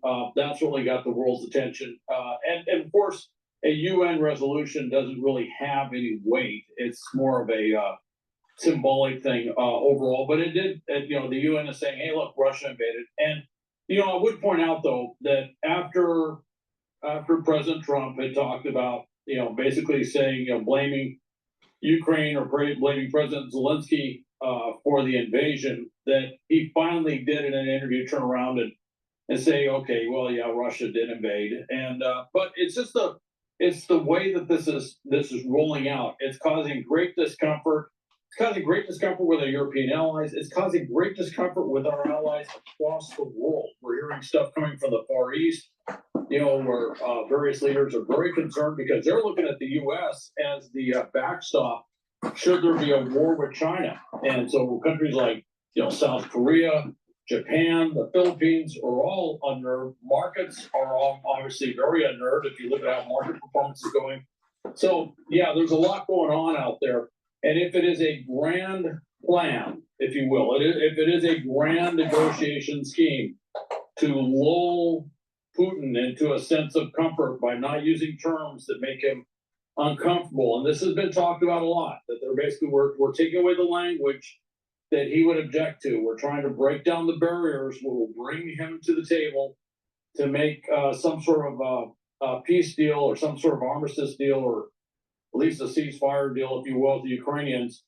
I think they need to really think about that because, the means and ends come very much to mind when you're looking at the effect this is having in Europe. I'm just seeing the Europeans coming together in ways that are really, really almost disturbing in some ways. Look, I'm a bit of a student of history, and if you look back at the causation of World War I, World War II, and wars in Europe, you look at some of the language, you look at some of this breakaway sort of thing that's going on. And there was a rather interesting study done some years out. It was kind of a futurist projection of where will Europe be, or where will the world be 20 years hence. And one of the interesting things, and it was by a very, very, very smart group that was putting this together, came out and they said a possible alignment of Germany and Turkey against, the U.S. and other countries. I'm like, well, that's kind of a weird idea. I have to tell you, today when I was hearing some of that language, I go, I could see where a path is opening there, where Germany takes a very separate pathway to aligning with other countries, and maybe this is the trigger that moves it that direction. And Germany is a very powerful country. They are the most economically powerful country in Europe. So, Hal, I guess my final question about this point we're discussing here, if that is the goal strategically, to massage the language in order to get Putin to the table here, has it borne any fruit, or will it bear any fruit? The United States seemingly is putting a lot at stake with what our policy is vis-a-vis the war, vis-a-vis our support for the Ukrainians. it seems like a lot of eggs in one basket. And Putin, as you discussed so much here, not the most reliable narrator and actor. That's a good way of putting it. Not the most reliable. I would think of some other terms, but I'll go with not most reliable. Yeah, and look, I will say there has been some progress. Lavrov did meet with Secretary Rubio down in Saudi Arabia. They did have a long discussion. Steve Witkoff had a long discussion with Putin himself, and about 3.5 hours, I think, or something. So it was a very, very substantive, long discussion there. So there has been certainly some movement in that direction. The Russians actually talked about essentially liquidating those frozen assets and using those towards reconstruction. Obviously, the terms of what they talked about were 20% of that reconstruction will go for Russian-occupied Ukraine, while Russia still occupies Ukraine. There's some real issues with how they rolled that whole thing out, but they did make that offer, if you will, or at least not let's say offer so much, but they did bring it up as the talking point, as a negotiation point, as something that they would take a hard look at. So yes, there has been some progress. I don't want to say that this hasn't met with some level of success. Of course, the big issue is will it move in that direction? Interestingly, and I don't know, and if it is, it's a very interesting way of doing this. There's a lot of discussion today that, and certainly yesterday, that President Zelensky may sign or come up with some sort of agreement on that rare earths deal. Yeah, let's talk about that. The first one came out, and it was, certainly unacceptable. It was $500 billion for the U.S., and I think President Trump was putting out that $350 billion is what Ukraine owes us, and of course, the aid that we had delivered to Ukraine was never conditioned on repayment. It was just aid to help Ukraine in its war and its fight against Russia. But aside from all the precedent stuff, if you actually look at how much is owed, might be 174 billion, and then you get into, well, how much of that was really aid that could potentially be something that they could repay, and it gets less than 80 billion. So it's a whole different thing. But it's interesting to hear that they might come up with an agreement. I kind of look at this and go, this, I don't know if you want to say inverse logic, if you will, this perversity of logic, in terms of doing the thing where you lean towards Russia in order to get Ukraine to come to the table. Well, if it succeeds, I got to tell you, it's truly an interesting form of negotiation strategy. One well beyond Donald Trump's book, The Art of the Deal. I'll tell you that much. But so Al, I want to talk about. But it is interesting. Yeah, I want to talk about the rare earths minerals deal here, because according to Boris Johnson, the former UK Prime Minister, he says Ukraine is just days away from signing a deal to cede back control of its rare earth minerals to the United States. Is this separate and apart from the settlement talks about ending the war? How does the United States establishing and brokering a deal for access to Ukraine's rare earth minerals market, how does that bring an end to the war? I don't think anything is separate apart, and I've heard some say it is separate apart. It's a completely separate deal. I go, well, nothing's a separate deal. What does that have to do with ending the fighting? It has nothing to do with ending the fighting. If anything, it just puts pressure on Putin. And in that regard, having a deal like that in place, and of course, this is one of the things that came out of the deal. It's like, oh, well, the U.S. says we'll provide certain security guarantees for Ukraine, but they were non-specified security guarantees. It just wasn't, there was nothing in there of substance that they could point to. We were going to offer peacekeeping forces. We weren't talking about putting troops on the ground. It wasn't really clear what it was, and it kind of left the door open because the U.S. just cut off all arms aid altogether. And I would mention of all the money that's been allocated for Ukraine, there's still about $57 billion outstanding that has not been spent or used up for aid to Ukraine. So there's a lot of money literally just sitting on the table without any more allocations that can play a decisive role in that war effort. So with that, it wasn't entirely clear. If there is an agreement on the table, I think that those are issues that they're going to have to work out much more closely. That would put pressure on the Russians, so much so that Putin today was talking about that there will be a deal with the U.S. on rare earths coming from Russia. And magnanimously, he offered rare earths from Russian-occupied Ukraine. I said, well, that's really something. And he's trying to make a deal on rare earths itself. And I just find it an absolutely fascinating dual negotiation going on here. Sure. With Russia offering it, Ukraine offering it, the U.S. kind of, looking at the different offers and stuff. It's fascinating. And frankly, that may be part of the purpose of why they did that. Yeah, I mean, it just dawned on me, it's not necessarily just Russia and Ukraine that need to negotiate via the mediator, the U.S. The U.S. also has to, offer something or bide their time with Ukraine, not just with Russia. And so that was somewhat illuminating. Thank you, Hal.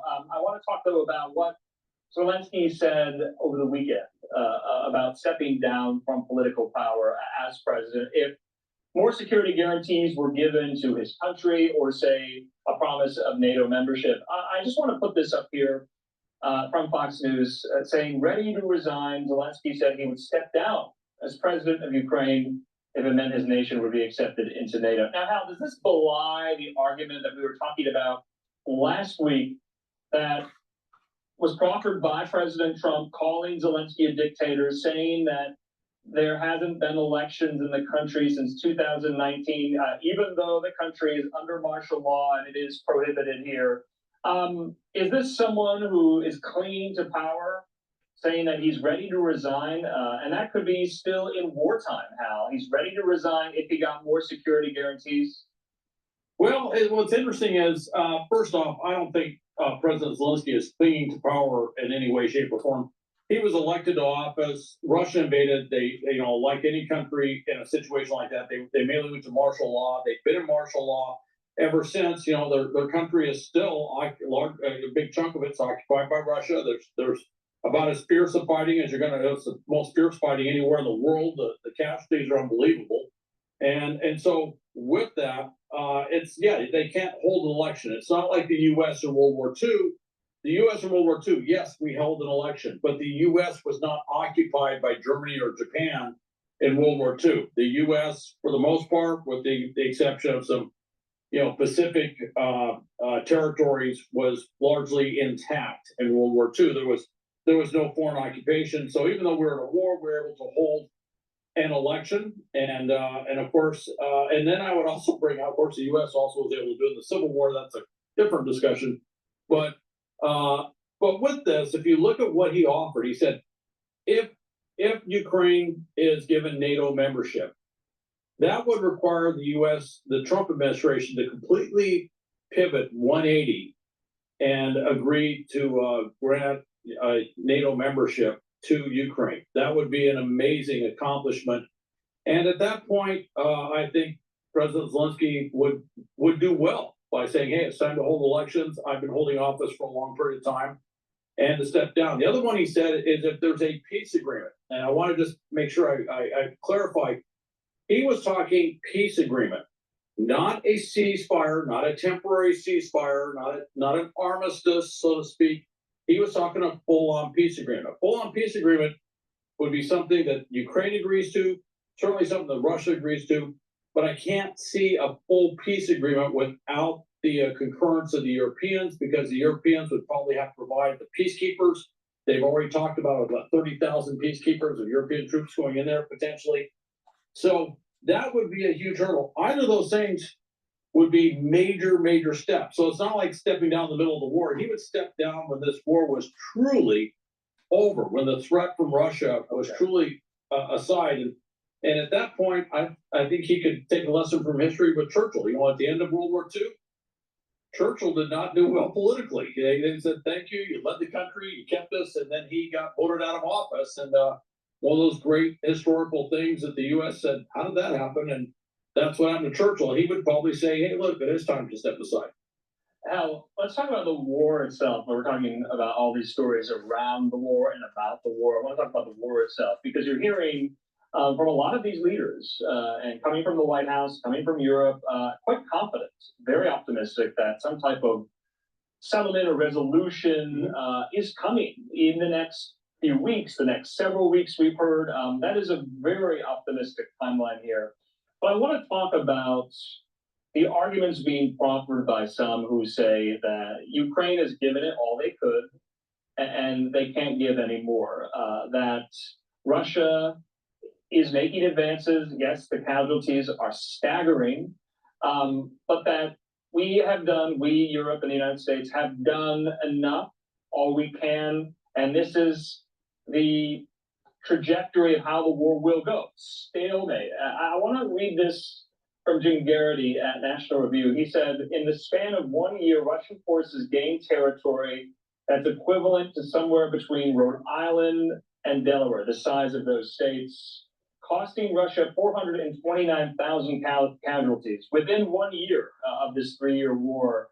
So I wanted to put that perspective out there, and that was according to some of the UK Defense Ministry figures about the losses Russia has sustained here. Would you show those figures and those casualty numbers and those statistics proffered by the UK to some who are offering this argument about being skeptical of any more U.S. support, of any more security guarantees, because the war needs to stop, to freeze in place? What would you tell them? Well, I'd say that those are Putin talking points. What you have to look at is what's happening in Russia. Economically, they are falling apart. There's various estimates, very smart estimates that say either by the end of 2025 or sometime in 2026, the Russian economy will have just completely run out of steam and collapse. So Putin is very well aware of that. And frankly, I do believe that despite the rhetoric, President Trump has at times mentioned the fact that Russia's economy is in a very bad situation. The other thing I'd point out is, first off, and I'm a Western states guy, so when you start saying, the size of Delaware and Rhode Island, I tend not to get too impressed with the size of those states. I'm sorry, it's a bias. I come from California and I've lived in the West, so our states are much bigger. Those are not, that sounds like impressive territory, but it's not a huge amount of territory. And if you look at the immense losses that Russia suffered and is suffering to gain very modest amounts of territory, they are not having much success. The other thing is when they've been pushing in the Donbass, they were met with what is some called a wall of drones. And that's where one of the things missed is about 70% of the casualties being inflicted, casualties both in terms of troops and with armor, being inflicted on the Russians, are being inflicted really to a large degree on both sides, but specifically on the Russians, about 70% are being inflicted by drones. These are everything from FPV, first-person view drones, to larger drones. These are long-range drones, short-range drones. Drones have revolutionized the battlefield. With that metric, and this is Ukrainian production, last year they produced about 1.5 million drones. This year they're estimated to produce 4.5. This is Ukraine manufacturing 4.5 million drones. You just do the math, you go, from a defensive standpoint, Russia just can't move very much. And now surprisingly, Russia, which has always been known as the big tank, heavy armor army since World War II, Ukraine has a preponderance of tanks on the battlefield. They actually have more tanks. Russia's way back. Troops on the battlefield in Ukraine, Ukraine's got the advantage. Sure, they've got a lot of problems. Don't get me wrong. They have manpower problems. They got all sorts of issues. But nobody doubts, even if the U.S. completely pulled out and said, we're not going to help at all, Ukraine will keep fighting throughout the year. And the Russians, if they make advances, will be modest advances, but there's nothing big. Hal, lastly and briefly, I want to ask you these two questions. What does a Ukrainian victory look like going into year 4? And what does a Ukrainian loss look like? Well, a Ukrainian loss would be if the Russians go in there. And right now, with the situation on the ground, the only loss I can see would be really a political loss, where if the Europeans were to somehow lose their will to support the Ukrainians. But it's very difficult to see, certainly nothing like Putin was aiming for at the beginning of the war, where he thought he was going to sweep across Ukraine. That just does not seem to be in the cards for them anymore. So Ukraine could lose some territory. They could lose the entire Donbass, for example. And it's very possible that may be where Russia would stop and say, okay, let's sue for peace or come up with something. A Ukrainian victory, again, I don't think it'll be complete at this point. At one point, the thought was if they can get a breakthrough, like they tried in the summer of 23, if they could get a breakthrough, get well behind the Russian lines.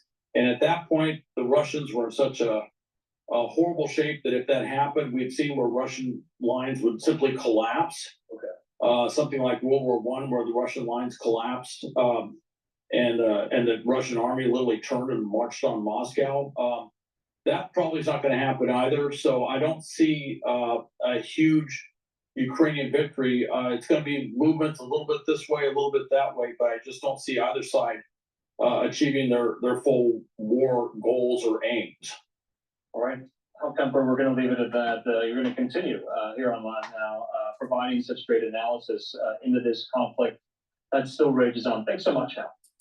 Okay, thank you, Andrew. Please go to my store, the-studio-reykjavik.com. Get the turmeric. This is a supplement that is an antioxidant. It's going to soak up free radicals, but it also brings down pro-inflammatory cytokines. So it's going to bring down inflammation and help with your immune system.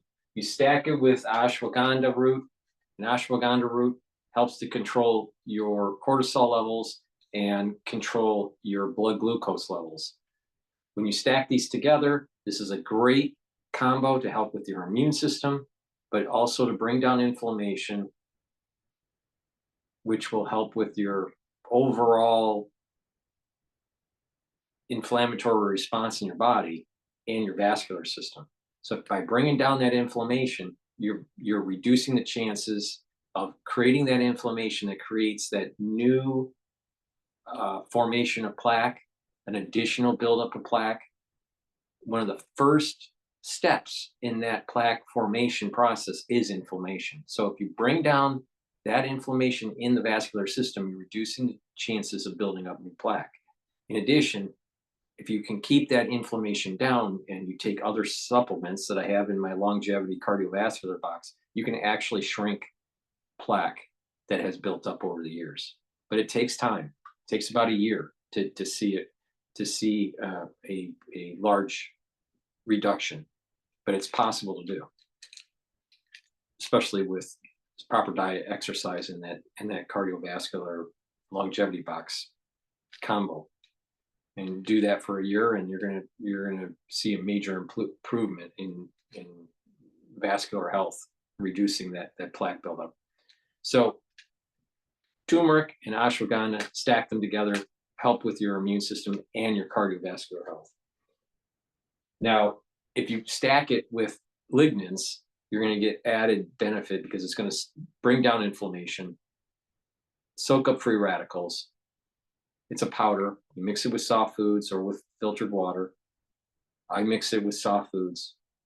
And you get a little scooper in this bottle. Take one small scoop a day.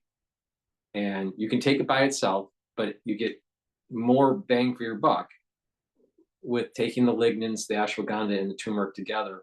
And this is that third pillar of my health protocol. Remember what I said.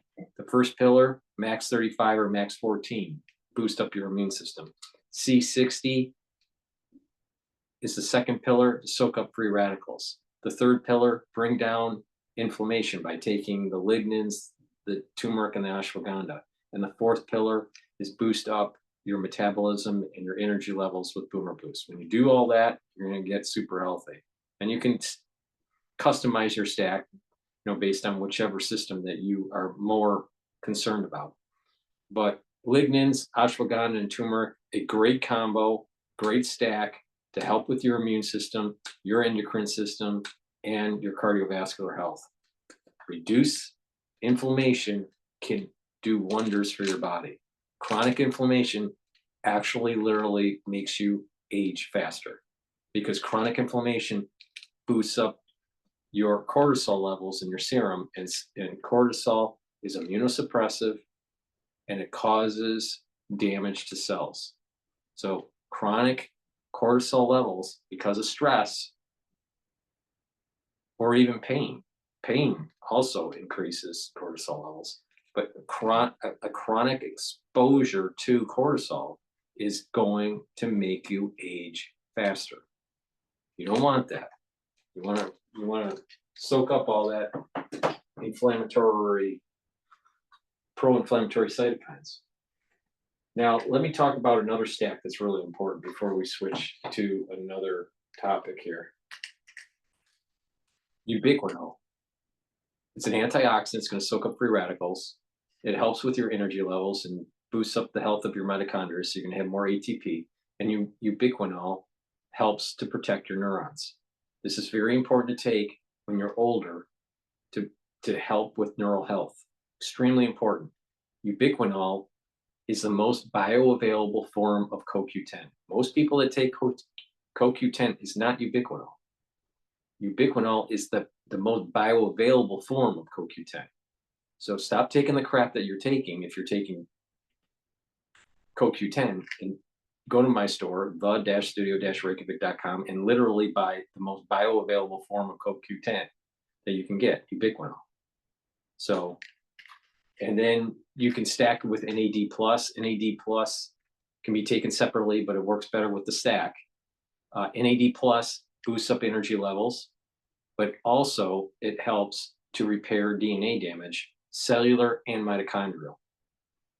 In addition, NAD+ will help to protect your neurons. So it's really important. Good stack when you get older to protect those neurons is ubiquinol and NAD+. And lastly, resveratrol. Resveratrol, again, stacks well with NAD+ or ubiquinol or C60. It's an antioxidant, so it's going to soak up free radicals. It's going to help with your mitochondrial health, so it's going to boost up your energy levels. And it's going to help you get rid of cells that stop dividing. Because cells that stop dividing and don't go into apoptosis, they just collect garbage.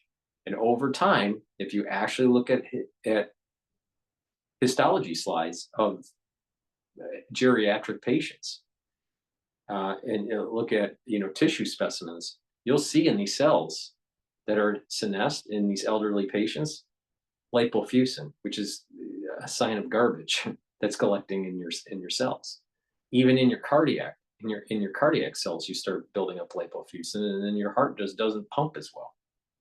There's an electrical signal that's through your sinus. There you have these AV nodes and sinus nodes and the bundle of His, right? You have an electric signal that goes through the heart. Well, if you have in your heart cells a lot of garbage, the electrical signal isn't going to go through those cells properly. Also, if there's scarring because of a prior heart attack, the electrical signal isn't going to work well. Or if people have some sort of collagen issue with collagen production, because of some sort of genetic disorder, then the electric signal won't perform as well.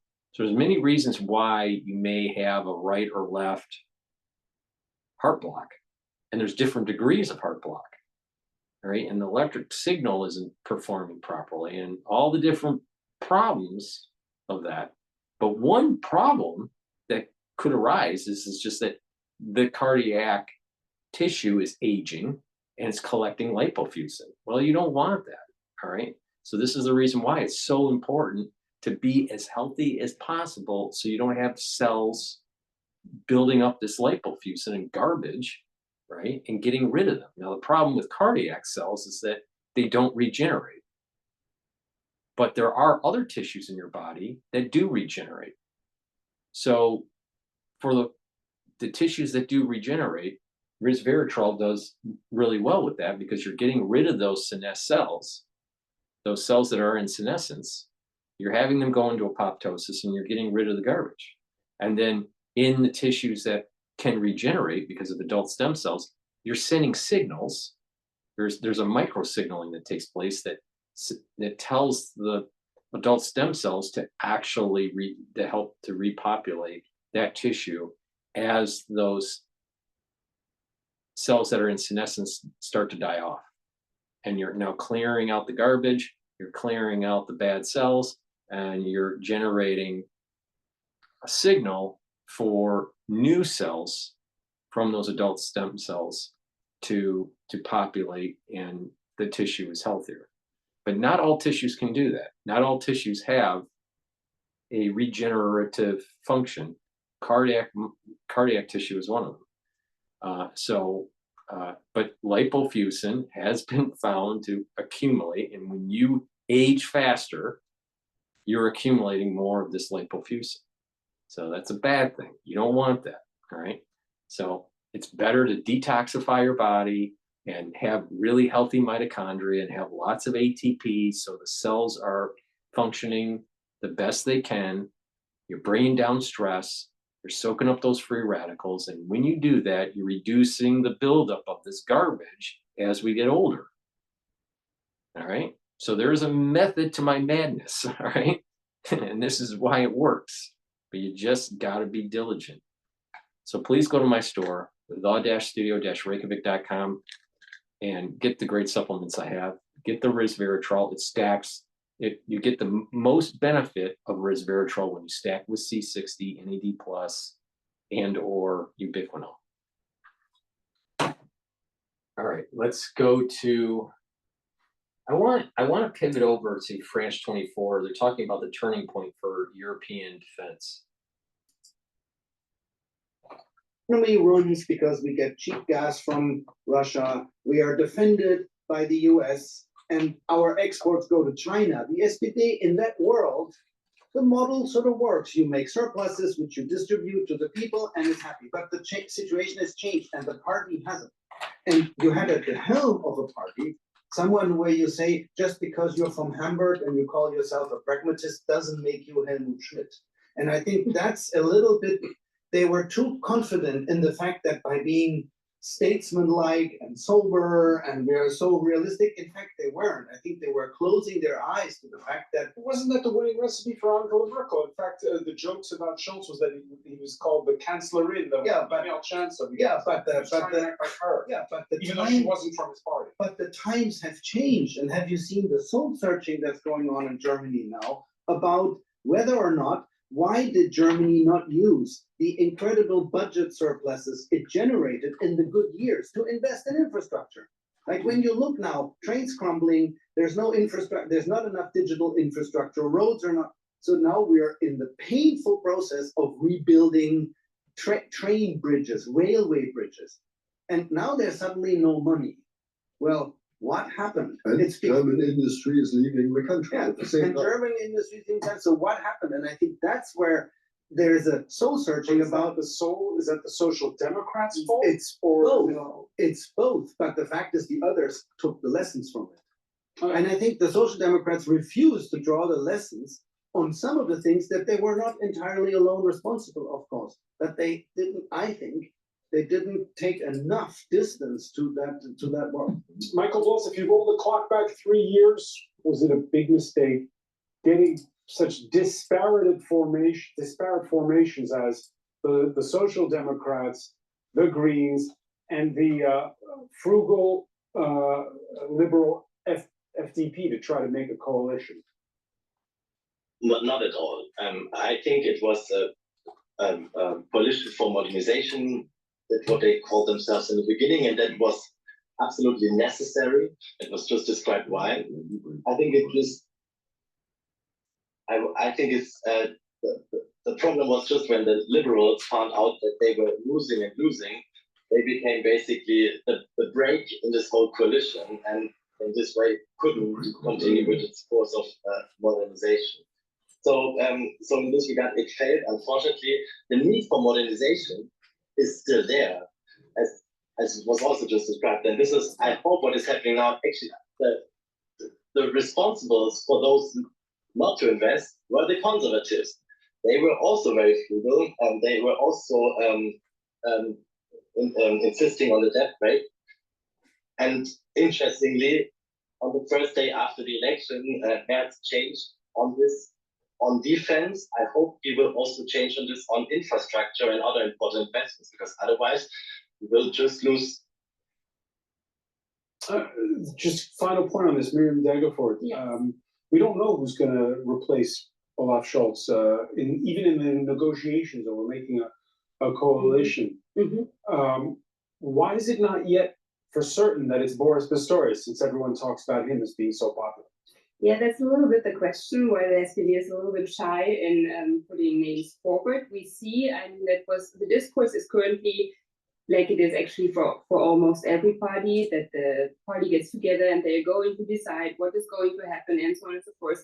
I could imagine that it's also from the party, the strategy, also in a way to value Olaf Scholz, because we know when Olaf Scholz was then nominated as a candidate, there was a big struggle, or it was unclear whether it's going to be both Pistorius or him. In the end, it was him, and in a way, maybe it's also a chance for that the party is giving him and also the whole party to say, okay, we have been happy with this candidate, and we will put the other one forward in a few days.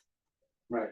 Well, in any case, now what we have is certainly a changing of the guard. Congratulations coming in from near and far, including from the French president. Emmanuel Macron overnight tweeted that he'd spoken to Merz to say congrats, and to Scholz to express friendship. There, he's tweeted in German.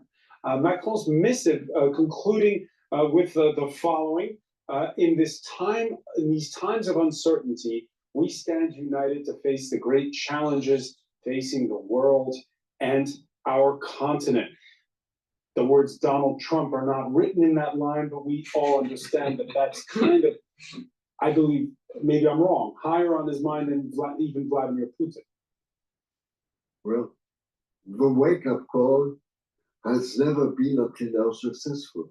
I see this necessity of a real wake-up call, of a reset call in modern politics since some years, but it never worked up till now. So let me ask you, I hope so it works now, and the last who has been, let's say, waking up the Europeans has been Donald Trump. But for me, the first Donald Trump has been waking up the Europeans. Putin is the other story, if you want. Putin is, we missed all the opportunities, in my view, to avoid that war in Ukraine. Several times. And this is not due to Olaf Scholz, it's due to Angela Merkel, by the way. And we're seeing those images from a little while ago in the Oval Office, and it's Emmanuel Macron sitting alongside Donald Trump. Macron, effectively right now, the president of Europe, even though it's officially the former Portuguese Prime Minister, Mr. Costa. Could the Franco-German couple be back? Well, maybe in a different way than before, but I do think that both of the leaders. I mean, if the Germans spend seriously on defense, I guess they are willing to. But I do think what is also important, and that's also something we see in the post that Macron did, and you have been asking why isn't he mentioning anybody else but Europe, and I do think that what he is doing there is constructivism. He is constructing Europe the way that he wants it to, because he is not wanting to make a Europe, at least in his mind, as a reaction only to some of other veto players around the world. He is trying to put the focus in here. And that's something that Europe deeply needs in order to find an identity, and also not only to talk about policy areas, but to have a larger group among Europeans who really support the idea. And I do think that this is what he is putting forward, and it's his agenda since quite some time, the speeches at the Sorbonne, and so on and so forth, from my perspective. Don't forget, will have a German Chancellor who has won his first political experience in European Parliament. There's some breaking news happening. Trump wants to expand Biden's chip curbs against Beijing, including seeking NVIDIA export controls and pressuring key allies. Friedrich Merz and Emmanuel Macron both talking strategic autonomy. Let's see. I mean, the same what Macron did to Angela Merkel, and he came forward to Olaf Scholz, and now he comes forward to Merz. And until now, the German response was always a bit reluctant. I mean, but the main criticism that I have here is that he doesn't take the European level with him. I mean, that's I don't understand why he goes alone to Trump, why he has this small round table.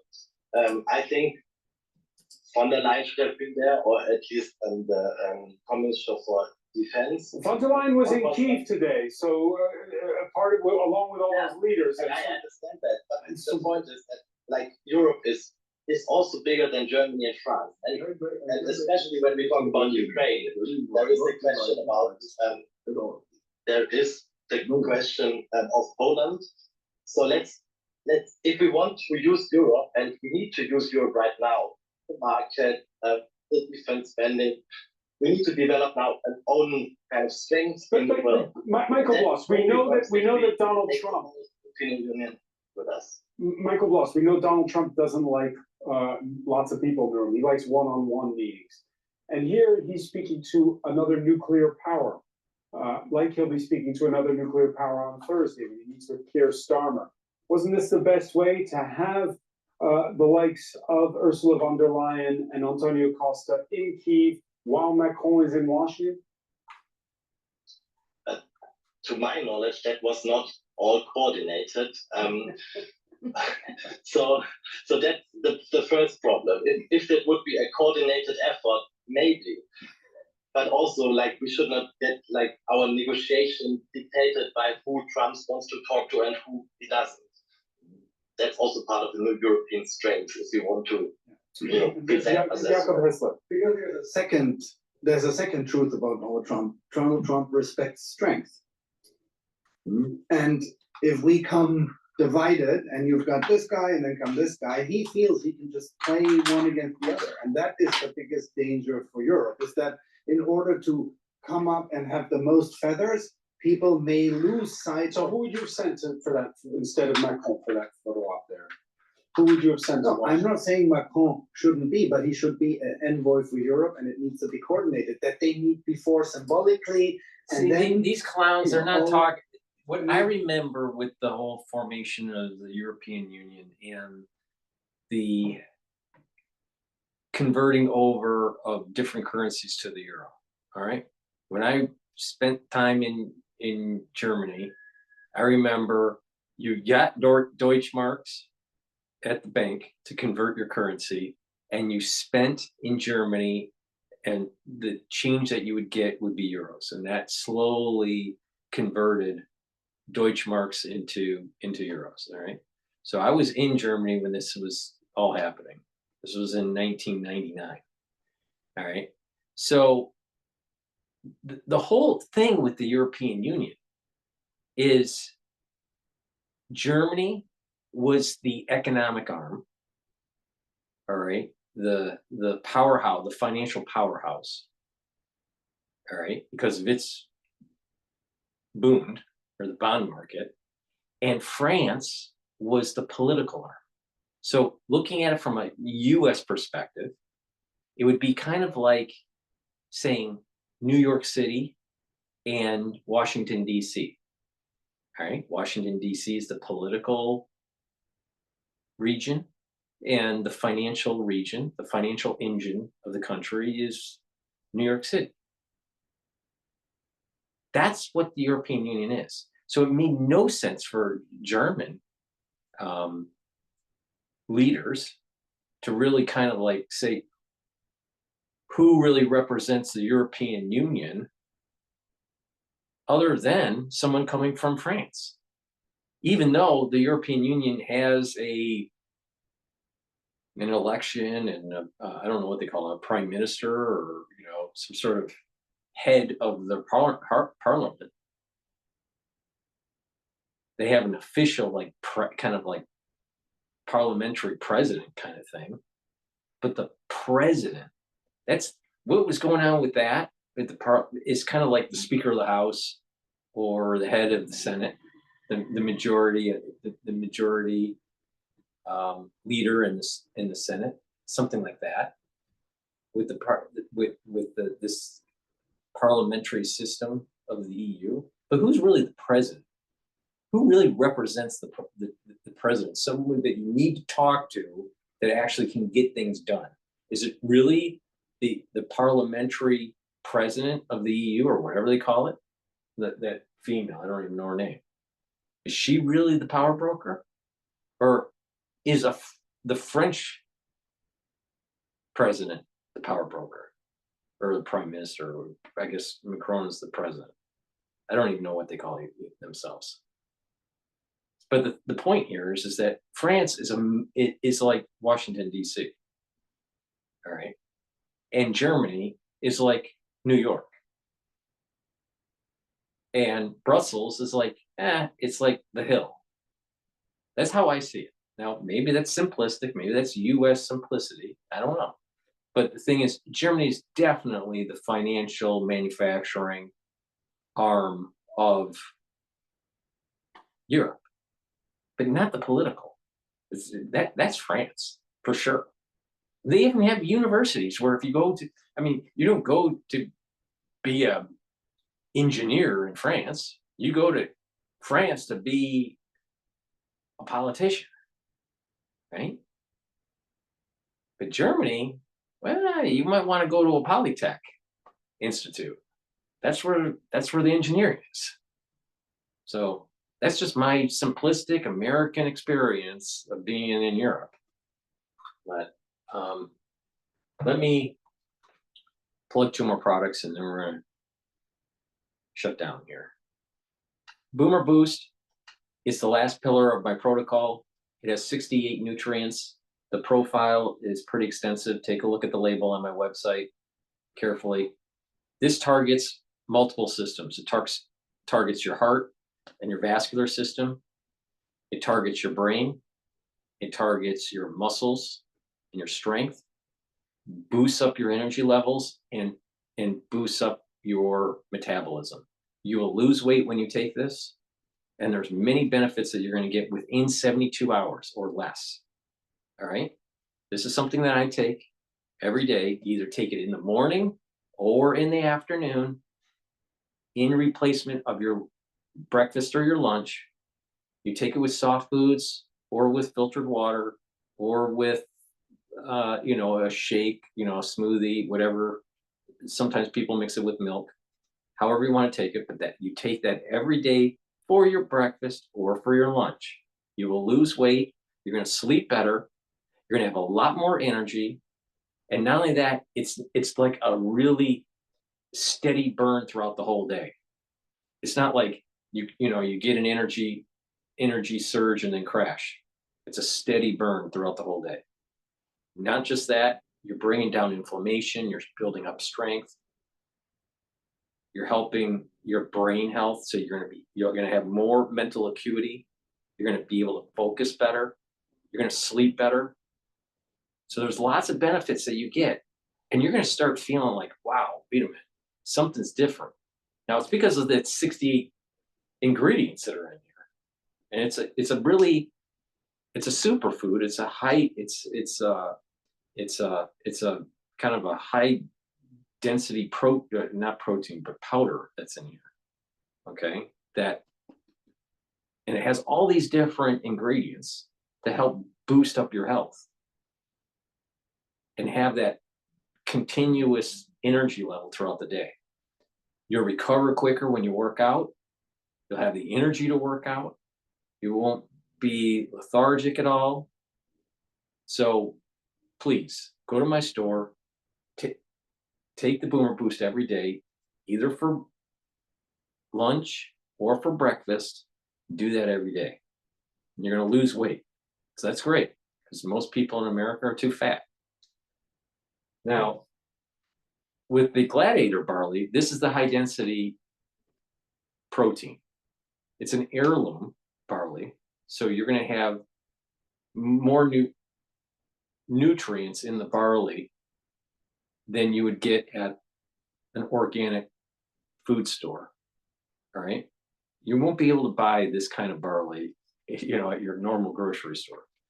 So, Gladiator barley or heirloom barley you can take separately. It's a high density protein, but it works better when you mix it with the Boomer Boost, which is what I'll call a high density powder, because it has all these different ingredients in it. You mix it with, the Gladiator barley, you can mix it with the same way as with the Boomer Boost, and what kind of foods to take with it, or just filtered water. But you take it every day. You can take a half a scoop or a full scoop. You get a big scooper in this container. Take a half a scoop or a full scoop. All right. And what's going to happen is you're going to be detoxifying your body. You're going to bring down inflammation. So that means that you're helping your immune system, but you're also recovering quicker after a workout.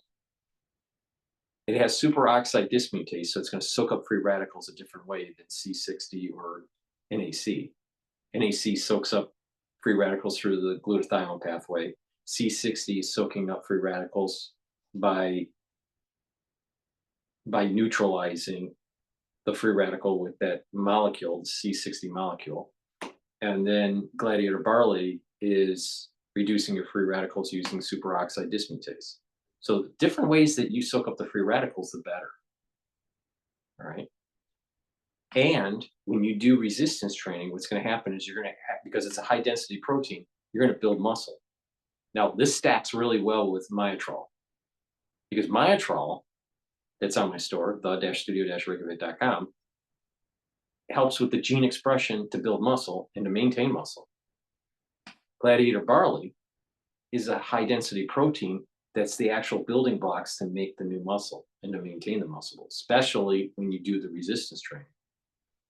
So that's a great stack, Gladiator Barley with Myotrol.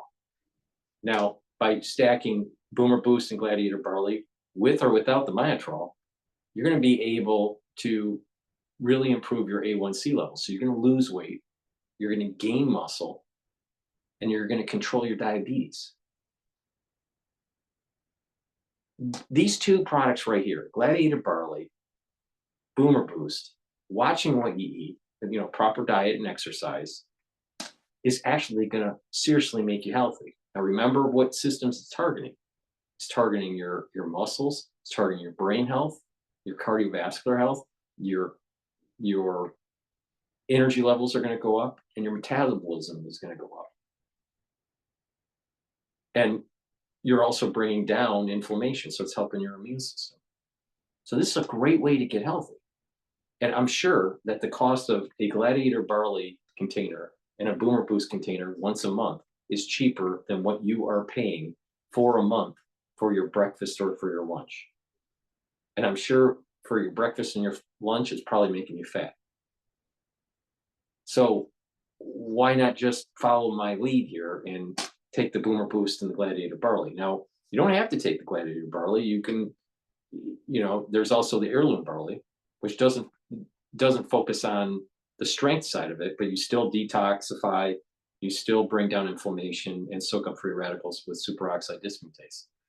And you can take the barley by itself, or you can just take the Boomer Boost by itself, but you get added benefit if you stack it. And I think that's a major point that I've been saying throughout this broadcast. Stacking enhances the supplements, and it's a holistic approach.